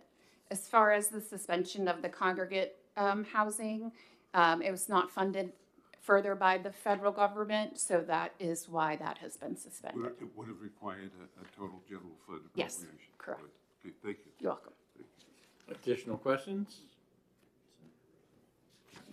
Oh, Senator Rosenwald. Thanks. About the county cap, I just want to make sure that I understand this. So by not going up, by suspending the provision that the county contribution could grow by 2% a year, it's costing $5 million in general funds the first year and $13 million the second?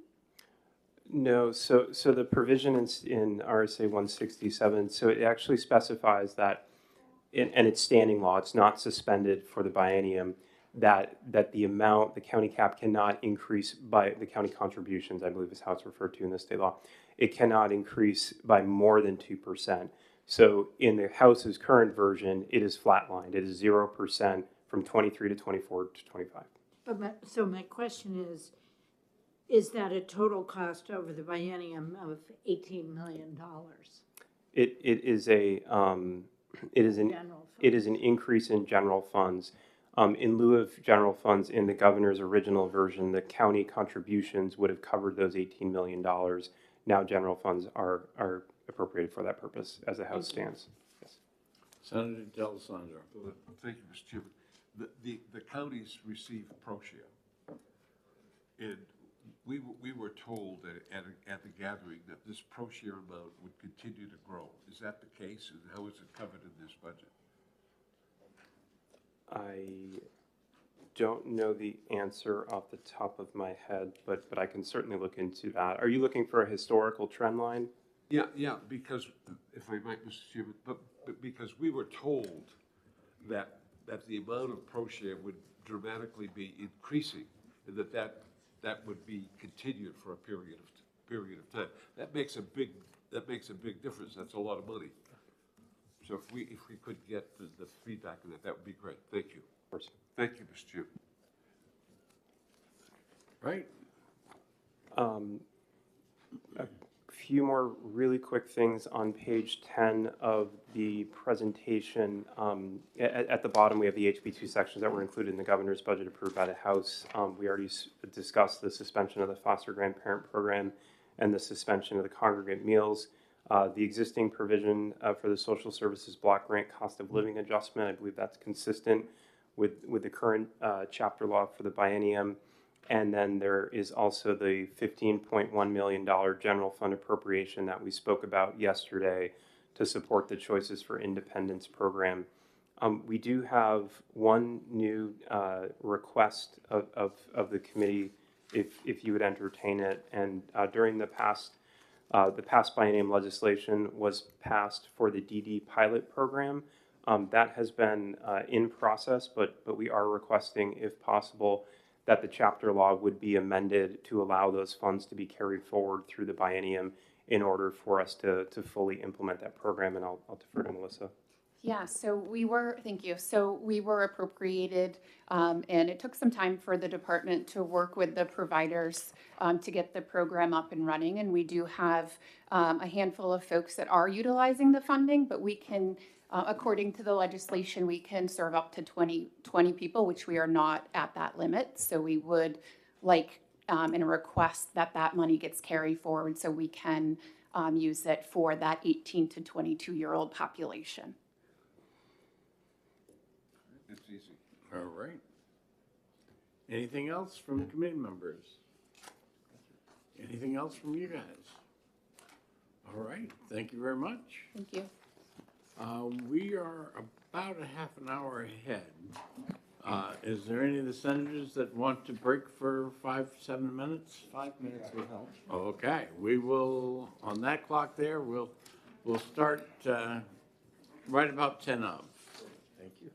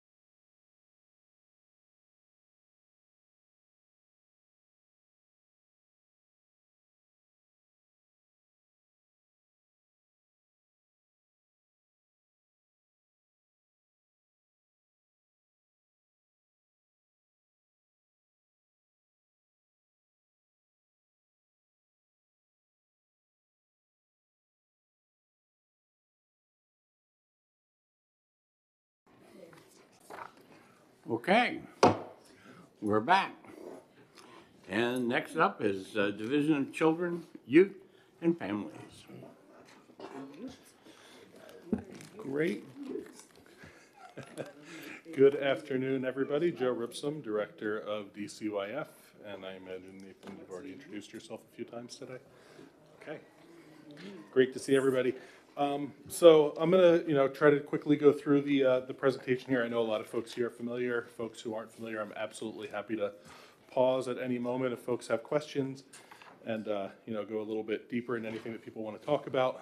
But if you flip to page 2, that just has the division's mission. We partner with families and communities to provide resources and supports that lead to the safety and healthy development of children, youth, and the communities in which they live. Our division structure is on the next page, page 3. So essentially, DCYF does 2 big things. We have child protection and we have juvenile justice, and within juvenile justice is SYSC. I'll go a little bit more into those pieces. But the way that we're structured is basically those are the 2 big functions that we serve, and everything else is in service to trying to help those things, be done well. So at the top here, you see our Chief of Legal, Regulatory, and Legislative Affairs. That person serves as our legislative liaison, as our general counsel, oversees our policy development unit, also oversees the child abuse record background check process that occurs in the state of New Hampshire. Beneath that, you see the Bureau of Field Services. The way that we're structured, actually juvenile justice field operations and child protection field operations both report into that one office. So that is, when you think of DCYF and the staff in the field, those are the people that you're thinking about. That's all of our staff and all of our district offices, all of our child protection caseworkers, all of our juvenile justice probation and parole officers, and the leadership above them are all within that Bureau of Field Services. Beneath that, you have our Chief of Operations, and she oversees a few core functions for the division. First is the Bureau of Professional and Strategic Development. That's where our professional development training bureau comes from. Also, strategic development. So we do a process every couple of years of creating strategic priorities, implementing new programs and services, and they do that kind of planning work and support work for the whole department, or for the whole division rather. The Bureau of Evaluation, Analytics, and Reporting. So that is the bureau that does our data analysis, our federal reporting that's required on an annual basis, for compliance purposes to the feds.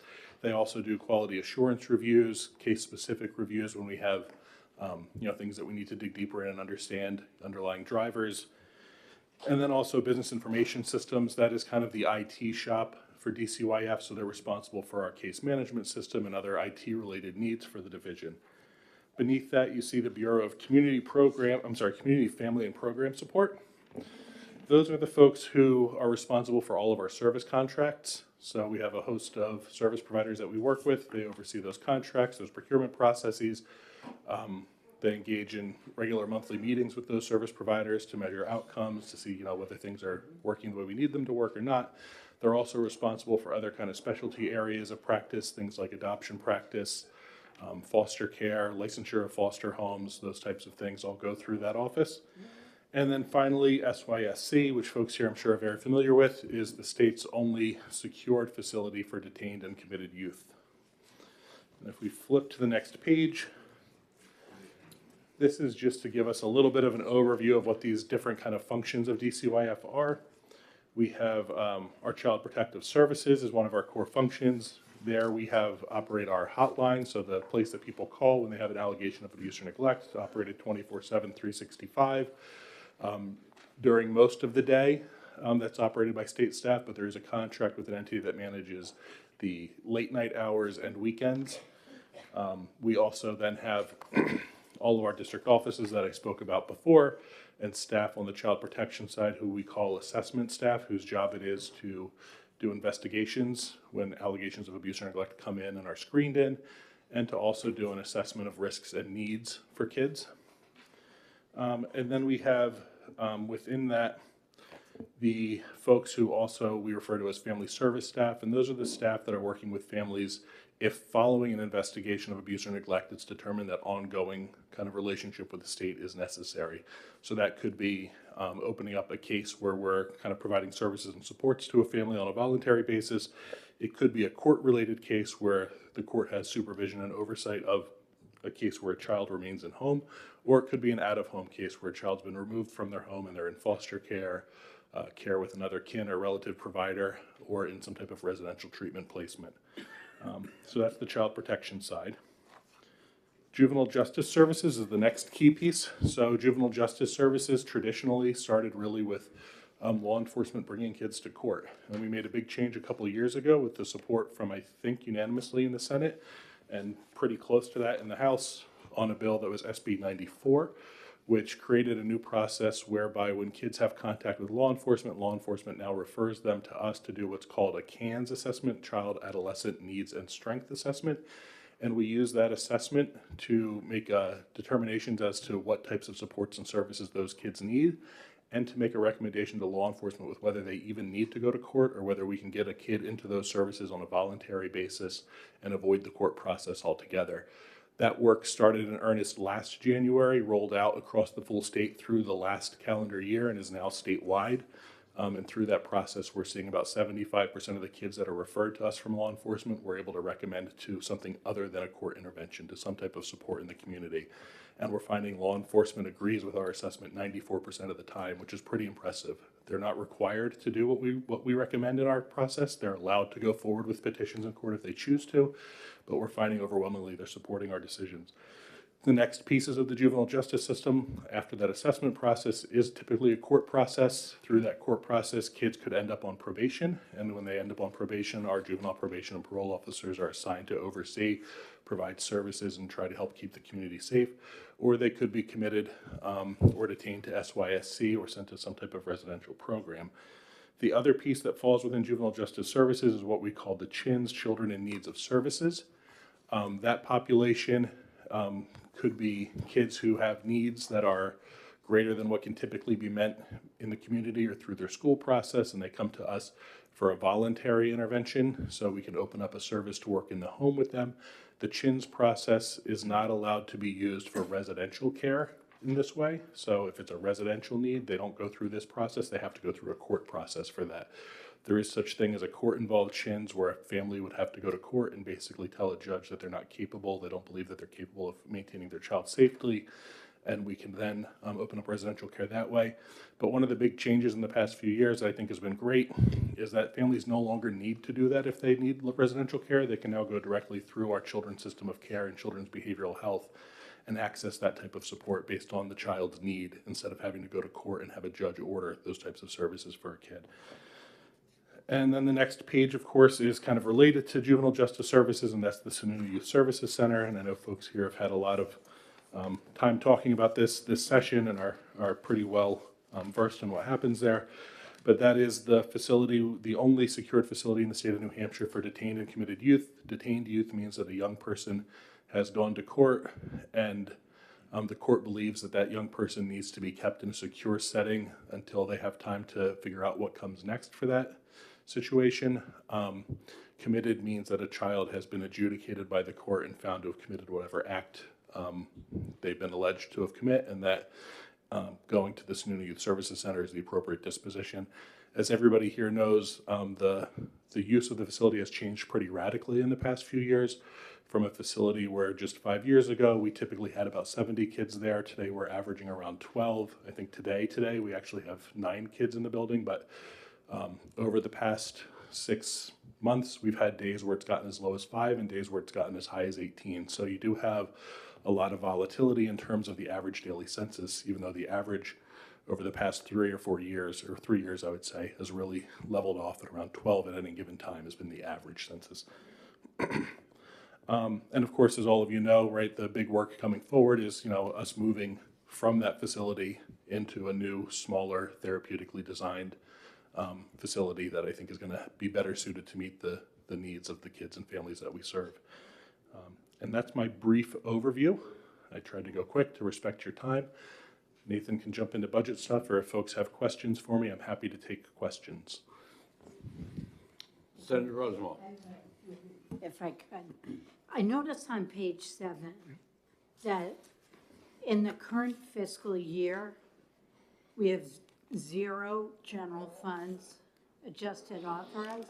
How are we paying for Sununu Youth Center this year?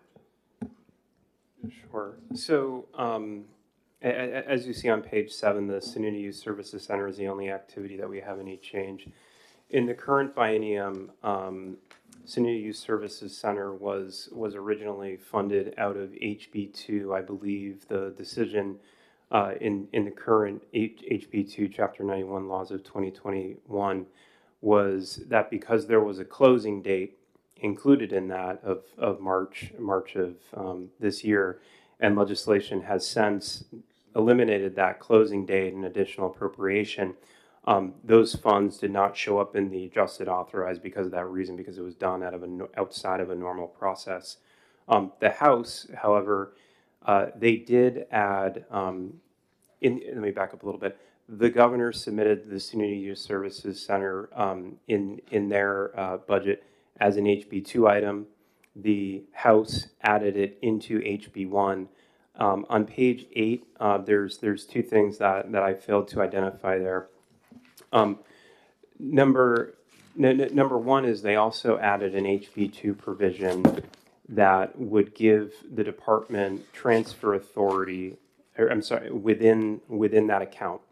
And the reason that they did that was because they added section 411 of HB2 that would give the department the authority to purchase a body scanner, and I'll let Joe speak to the specifics of that, in order to find the funds within the existing budget to pay for that.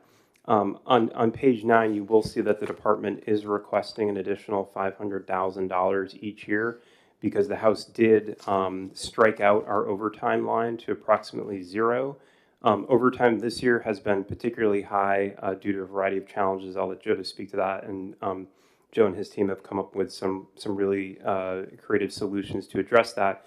But because of some of the staffing challenges, we have spent north of $2 million on overtime. So the way that the budget is currently proposed, I don't necessarily think is reflective of what the actual cost going into the biennium will be, and we are requesting for those dollars back. And Joe, I don't know if you want to speak. Could I continue? Yes, ma'am. Thank you. In abuse and neglect. So, and let me first thank you for your great work for the state. I'm glad that building is finally going to close. I think it's great. I noticed that on the dashboard, the number of cases, the DCYF cases opened is growing, but the number of cases closed is going down. Do you have enough staff? Do you have enough caseworkers? No, we added a whole bunch a few years ago. I'm sure you have some vacancy rates. Do you have enough Yeah, thanks. people working there? Yeah, thanks for the question. So we've seen a few things in the data really this past year that are a little bit different than what we've seen in the past. The call volume to intake every month over the past 12 months has been higher than any prior month in the past 5 years. The number of new assessments opening up has also been higher than any month in the past 5 years, month after month in our dashboard that we post on our website. And the number of family service cases, those are those cases where there's court involvement, has actually grown over the past year pretty substantially after being pretty level. What we saw was kind of, things were really at a peak back in 2016 after we had those crises, 16, 17, 18, things started coming down. COVID hit, things went down quite a bit because call volume dropped pretty radically during COVID. And since that time, it's climbed back up. But what we think we're seeing in the past year really has to do, it's both with volume but also with acuity of cases, right? So a lot of the families that are coming into us at this point are coming with fentanyl, which is a more dangerous substance than other substances that folks have been using over the years. So it's interesting, the raw volume of substance use cases is down, but the intensity of those cases is up.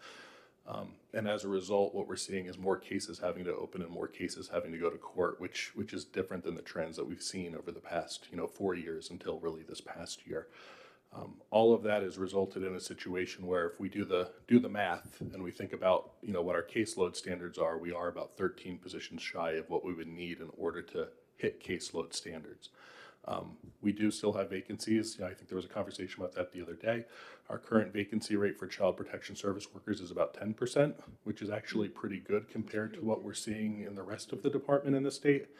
And I think that has a lot to do with a couple things. One, there was a salary enhancement approved a little over a year ago, which I think helped make those positions more competitive and lined up with what other states are paying for this type of work. And two is we've really tried to do a lot of work to better support our staff to really improve their psychological safety. That's the idea that we recognize that they're making very difficult, sometimes just by the nature of the work, risky types of decisions, and that you need to support them in that process and really try to kind of help them make those decisions in a way that they can be comfortable and supported with. And I do think that's resulted in us having, less turnover than we've had over the years and a better vacancy rate, but still not as great as we'd like to be, right? We want to see all those positions filled because we have need for all of that work. Could I just one more question? Yes, ma'am. Thank you. And you might not be the person that asked this, but the House only funded part of the home visiting prioritized needs request. I think 300,000 versus somewhere above 500. Are we leaving federal money on the table by doing that? Yeah, I'll say I think the home visiting programs are great and super important for the families that we serve, and it's a way to keep kids out of child protection, but probably Trish Tilley or maybe Nathan can. Sure. I have spoken with Tricia Tilley, the Division of Public Health Services Director, about this. At the beginning of the process, our understanding, based on the information we had received from the federal government, was that we would need that higher amount in order to hit the match. Our understanding at this point in time is those funds should be sufficient in order to capture all the federal dollars at this point in time. So I don't believe any action is necessary there to leverage additional federal dollars. Great, thank you. Senator D'Alessandro. Thank you, Mr. Chairman. My question is about adoption services. I receive requests from people. What is our position with children that are under our aegis and adoption services, and how many are we moving to good homes? Yeah, so I think I'm trying to reflect back on the number of adoption data from last year. It was somewhere around, I think, 200 and change finalized adoptions last year, which is, pretty good. Over the past few years, it's been kind of in that range. And a lot of that work really comes from, kids that are entering foster care, trying to first work with their families to see if we can reunify or identify other relative caregivers that can care for them, and then ultimately, if those situations aren't sustainable, then moving towards adoption. We do have some big work coming forward in this next year to really focus on improving our support for kinship caregivers. Those are people who know and love kids before they come into care, right? So it could be the grandmom, it could be the neighbor, it could be the person you grew up calling auntie who was never actually related to you. And we actually changed law with support from Senator Bradley, I think was the sponsor on that, and some other folks last year to allow us to broaden that definition of kin to include all these people who already know and love kids, even if they're not blood related. And we're now in the process of, we're negotiating with a really high quality vendor to be able to expand our supports for kinship providers. And what I would expect to see in the years ahead with that is that, right now we only place about a third of our kids with kinship caregivers, with relatives, but in other jurisdictions where they have strong supports for this, you can see 50, 60, up to 80% of your kids placed with kinship providers. And when that happens, it drives down pressure on your foster care system, and it drives down pressure on your residential care system. And what you tend to see more of in those situations, instead of adoptions, is more guardianships. Because in those instances, a lot of time it's grandmom, right? An adoption means that you have to terminate the parent's rights. Maybe the grandmother doesn't really want to be part of the process of terminating their child's rights, but they do want to be the caregiver for the child in the long term, right? So you You don't terminate the rights, you enter into a guardianship there. So I do expect in the years ahead, we'll see some shifts in those numbers. The benefit to that, though, is you're keeping kids with people they already know and love, and the guardianship process is actually faster than the adoption process, so you can actually achieve permanency for kids faster than you would otherwise. Thank you. I too want to thank you for your service. Very difficult situation, but admirable work, and I know everybody here appreciates it. We'll be a better state because of it. So thank you. Thank you, Mr. Senator. Chairman. Additional questions? On page 9, we do have the HB1 budget areas for consideration. I already spoke to the $500,000 that you see there for the Senior Youth Services Center's budget.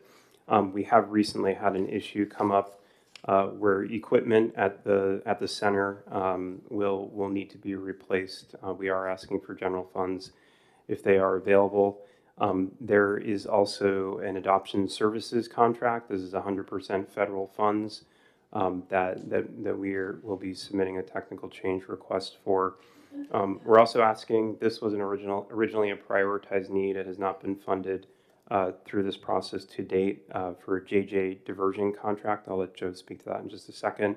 The youth counselor positions, those have actually been undergoing a reclassification with the Division of Personnel to better align the duties in the job description. We do anticipate, if that goes through, close to $1 million cost in our personnel line through the reclassification. And then finally, there's also a voicemail solution as a result of some litigation. Joe, if you want to. Sure.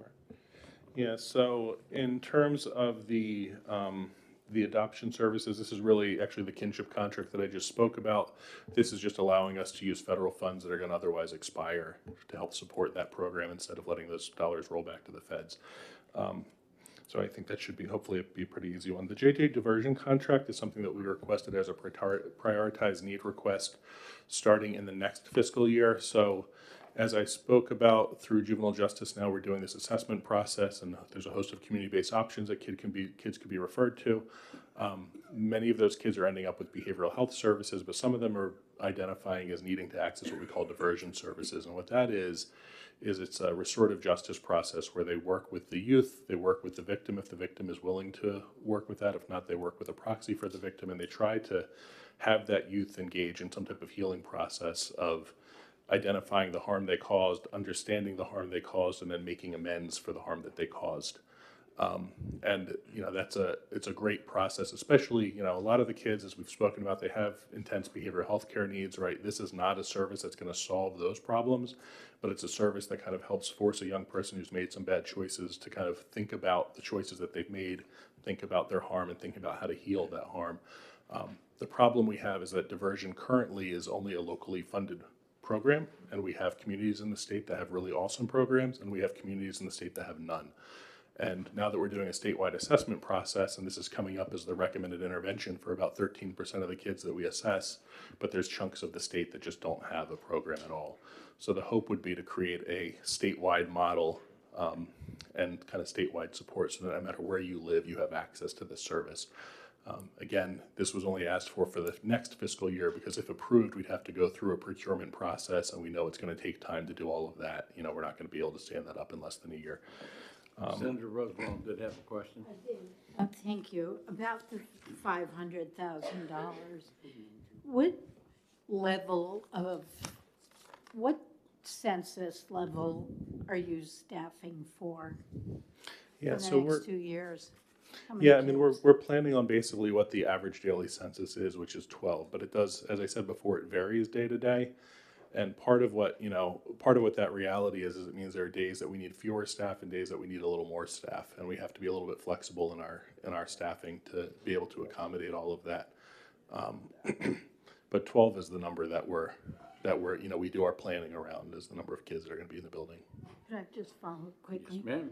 I remember in fiscal, we gave you funds for adding a lot of additional youth counselors. Are those positions expiring at the end of June? So those were actually, it wasn't to add new youth counselors, it was to add a temporary contract to supplement vacant youth counselor positions. So that's a contract that we still maintain with a staffing agency called Maxim. and we are actually still continuing to use that staffing agency. So right now, we need about, to fully staff and operate that building, you need about 45 frontline staff. And I know that might seem like a lot, but with the intensity of the young folks we have there, you need pretty high staffing ratios. And it's the type of position where unfortunately folks, do get injured. Folks tend to be out for, periods of time here and there. So you have to kind of plan for those types of things in your staffing. Right now, we have 22 of those 45 positions filled, and the balance are being made up out of overtime from other staff across DHHS and from these temp employees through the Maxim contract.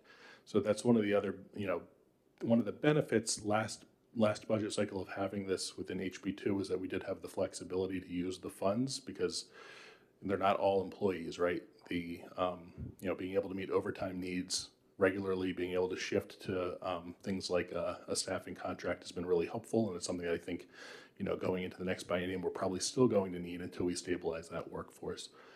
The reclassification effort that Nathan brought up in here is really a way to help stabilize that workforce and get ready for the new facility. HB 49 does anticipate that we're going to go through a process of changing the SJDs and the expectations around our staff's training, education, and making sure they're ready to move into more of a trauma-informed clinical approach to working with kids.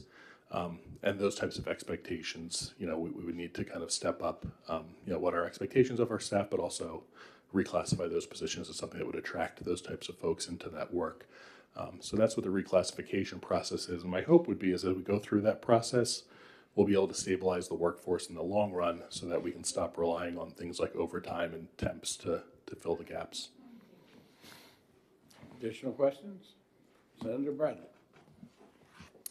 I don't really have a question because Senator Rosenwald asked the questions I was going to ask about vacancy rates at DCYF, but I think it's important to join my colleagues in saluting you and wishing you weren't leaving, quite frankly, because when I think back to where we were 4 or 5 years ago when you were hired and the changes that have been brought, I think you've really changed the culture at DCYF, and we're going to miss you, and don't go too far. Thank you for that. I'm grateful for the recognition, and it's really been a pleasure these past 5 years to do this work and to be able to do this work in the context of a legislature that's so supportive to actually getting work done, right? Which I think many of my colleagues around the country don't enjoy that, right? They don't have a partnership with their colleagues on both sides of the aisle who actually want to get good work done for kids and families and put that ahead of everything else. And I think that's been key to so much of what we've been able to do, was the fact that people were able to come together and just do good stuff. Additional questions from senators? Seeing none, I kind of cut you off in mid if you wanted to continue with something. No, that's it. Just, Senator Gray, I'm going to miss the Jersey jokes, but I will say, when I get into my new role, people are going to get tired of hearing me say, well, in New Hampshire. Well, I want you to know, my great-grandfather did own a bar in West Orange, so. Wow. All right. With that, thank you very much, and I'll take a motion to go into executive session. We have a motion and a second, and a third, and a fourth. Sure. All those in favor of going into executive session, say aye. Aye. Opposed? All right, we are in executive session. We have 2 bills. We're going to take up one of them tomorrow, and I think you're going to want to defer the other one. If you'd read me the titles, Deb, if you've got them there.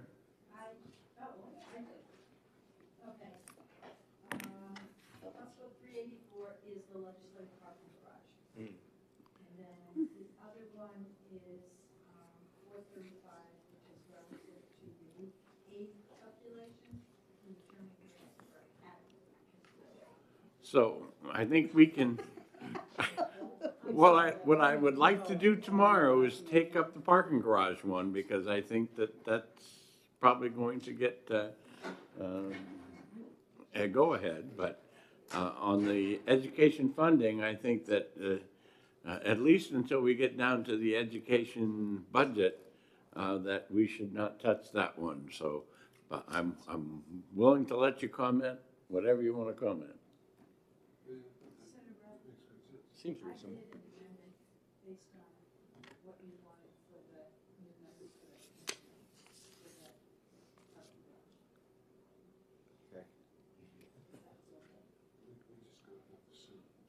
All right, so if there is an amendment for that, then Deb, I'd like to get her to distribute it if you're ready to have it distributed, Senator. No. No, okay, then we won't do that. It's your amendment. And maybe we'll put that one off too. All right, in addition, tomorrow, do we have the sheets, the revised ones? I'd like to distribute them. All right, these are the ones that I've shown you with the latest changes that we've got. I'm not looking to exact anything that's controversial at all before the public hearing. This wouldn't be really exacting them anyway, just, you know, putting them in a category that we think that they're going to go forward. And you'll see them as you go along. Nothing better. Nothing better.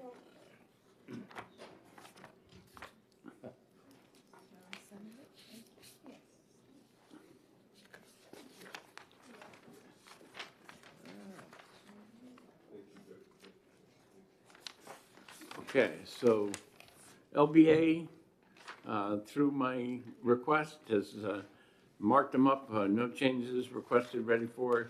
But again, that's, right now, that's only my opinion, that's not your opinion. And it's you guys that get to vote. So I will want to review those to make sure that you are happy with those. And if there's others should be put in that category, I want you to tell me as soon as you can. Even tomorrow would be good. And then again, I want to start picking things.